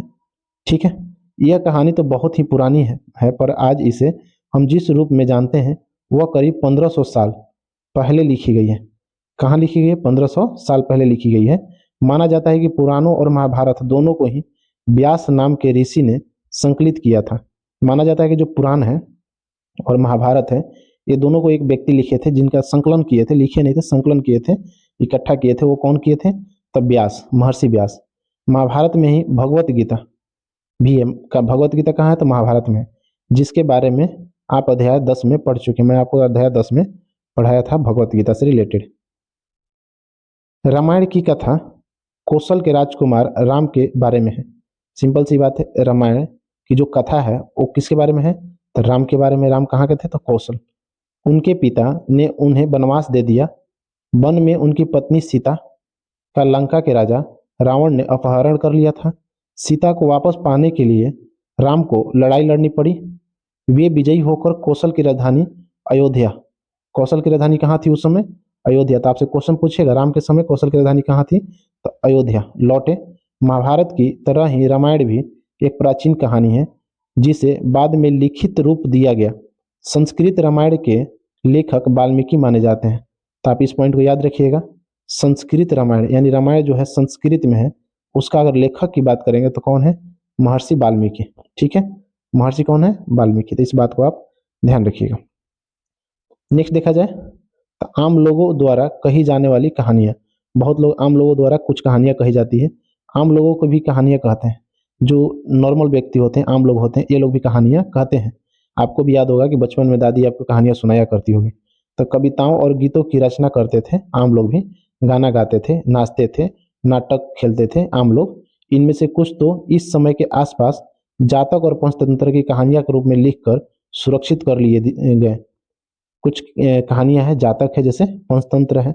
अक्सर स्तूपों की रेलिंगों तथा अजंता के चित्रों में दर्शाई जाती थी। ये सब नॉर्मल कहानियां स्तूप के रेलिंग वोलिंग पर और अजंता की गुफा जैसे जगहों पर इसको मतलब दर्शाया जाता था या लिखा जाता था। ठीक है, नेक्स्ट देखिए, बंदर राजा की कहानी। एक कहानी है बंदर और राजा की, इसको थोड़ा सा हम लोग पढ़ते हैं। ठीक है, अब देखिए आराम आराम से पढ़िए, टेंशन ना लें, बहुत मैं आसानी से पढ़ा रहा हूँ आपको। एक समय बंदरों का एक महान राजा हुआ। किसका राजा हुआ? बंदर का। वो हिमालय पर गंगा के किनारे अपने 80,000 अनुयायियों के साथ रहता था। अनुयायी का मतलब जो उसको अपना राजा मानते थे, अनुयायी का मतलब जो उसके भक्त थे। इस सारे बंदरों को एक खास आम के पेड़ के फल बहुत प्रिय थे। एक आम का पेड़ था, ये सभी के सभी बंदर को उस पेड़ का फल बहुत पसंद था। ये आम बड़े मीठे होते थे। ये आम कैसे थे? बहुत मीठे थे। इतने स्वादिष्ट आम धरातल पर नहीं उगते थे। इतना ये स्वादिष्ट आम था कि धरती जैसे जगह पर ऐसा स्वादिष्ट आम नहीं उगते थे। एक दिन एक पका हुआ आम गंगा नदी में गिर कर बहते बहते बनारसी पहुंचा। एक आम था जो गंगा नदी में गिरा, हिमालय की बात है, तो गंगा नदी में गिरा और वो बहते बहते कहाँ पहुंच गया? तो बनारस पहुंच गया आम। उस वक्त नदी में वहां का राजा नहा रहा था। जब आम नदी में पहुंचा तो उस समय वहां का राजा यानी बनारस का राजा नदी में नहा रहा था। उसे वह आम मिला, उसे चख कर वह हैरान रह गया। उसने अपने राज्य के जंगलों को देखभाल करने वालों से पूछा कि क्या वे इस आम के पेड़ को ढूंढ सकते हैं या नहीं। वे राजा को हिमालय की पहाड़ियों पर ले गए। वहां पहुंचकर राजा और उसके दरबारी ने खूब आम खाए। रात में राजा ने देखा कि बंदर भी पके आमों का मजा ले रहे हैं। राजा को यह बात बुरी लगी और उसने उन्हें मार डाला। किसको? बंदर को मार डाला। फैसला किया, बंदरों के राजा ने अपनी प्रजा को बचाने की एक योजना बनाई। ठीक है। उसने आम के पेड़ की टहनियों को तोड़कर उन्हें आपस में बांधकर नदी पर एक पुल बनाया। ठीक है। उसके एक छोर को वह तब तक पकड़े रहा जब तक उसकी सारी प्रजा ने नदी को पार न कर लिया, और इस प्रयास से वह इतना थक गया कि मरणासन होकर गिर पड़ा, यानी मरने के करीब होकर गिर पड़ा। राजा ने जब यह सब देखा तो उसने बंदर राजा को बचाने की काफी कोशिश की, पर वह सफल न हुआ। ठीक है। बंदर राजा की मृत्यु पर उसे शोक हुआ और राजा ने उसे पूरा सम्मान दिया। महाभारत में महाभारत नहीं है, मध्य भारत में भरहुत के एक स्तूप से मिले एक पत्थर पर उकेरे गए चित्र में इसे दिखाया गया है। ये देखिए, ये कुछ दिखाया गया है। ये बंदर सब है। ठीक है। ये सब के सब क्या है? ये बंदर है। आप जो देख रहे हैं यही पेड़ है, ये पेड़ है। ठीक है। तो कुछ ऐसा दिखाया गया। कितना सुंदर है, सोच के देखिए सब चीजें। चलिए आगे देखते हैं हम लोग। बहुत सुंदर कर लिए विज्ञान की पुस्तकें। ठीक है। इसी समय गणितज्ञ और खगोल शास्त्री आर्यभट्ट, बहुत इंपॉर्टेंट, संस्कृत में आर्यभट्टियन नामक पुस्तक लिखी। आर्यभट्ट का एक किताब था आर्यभट्टियम। उसमें मतलब इसमें इन्होंने लिखा कि दिन और रात पृथ्वी की अपनी धुरी पर चक्कर काटने की वजह से होते हैं।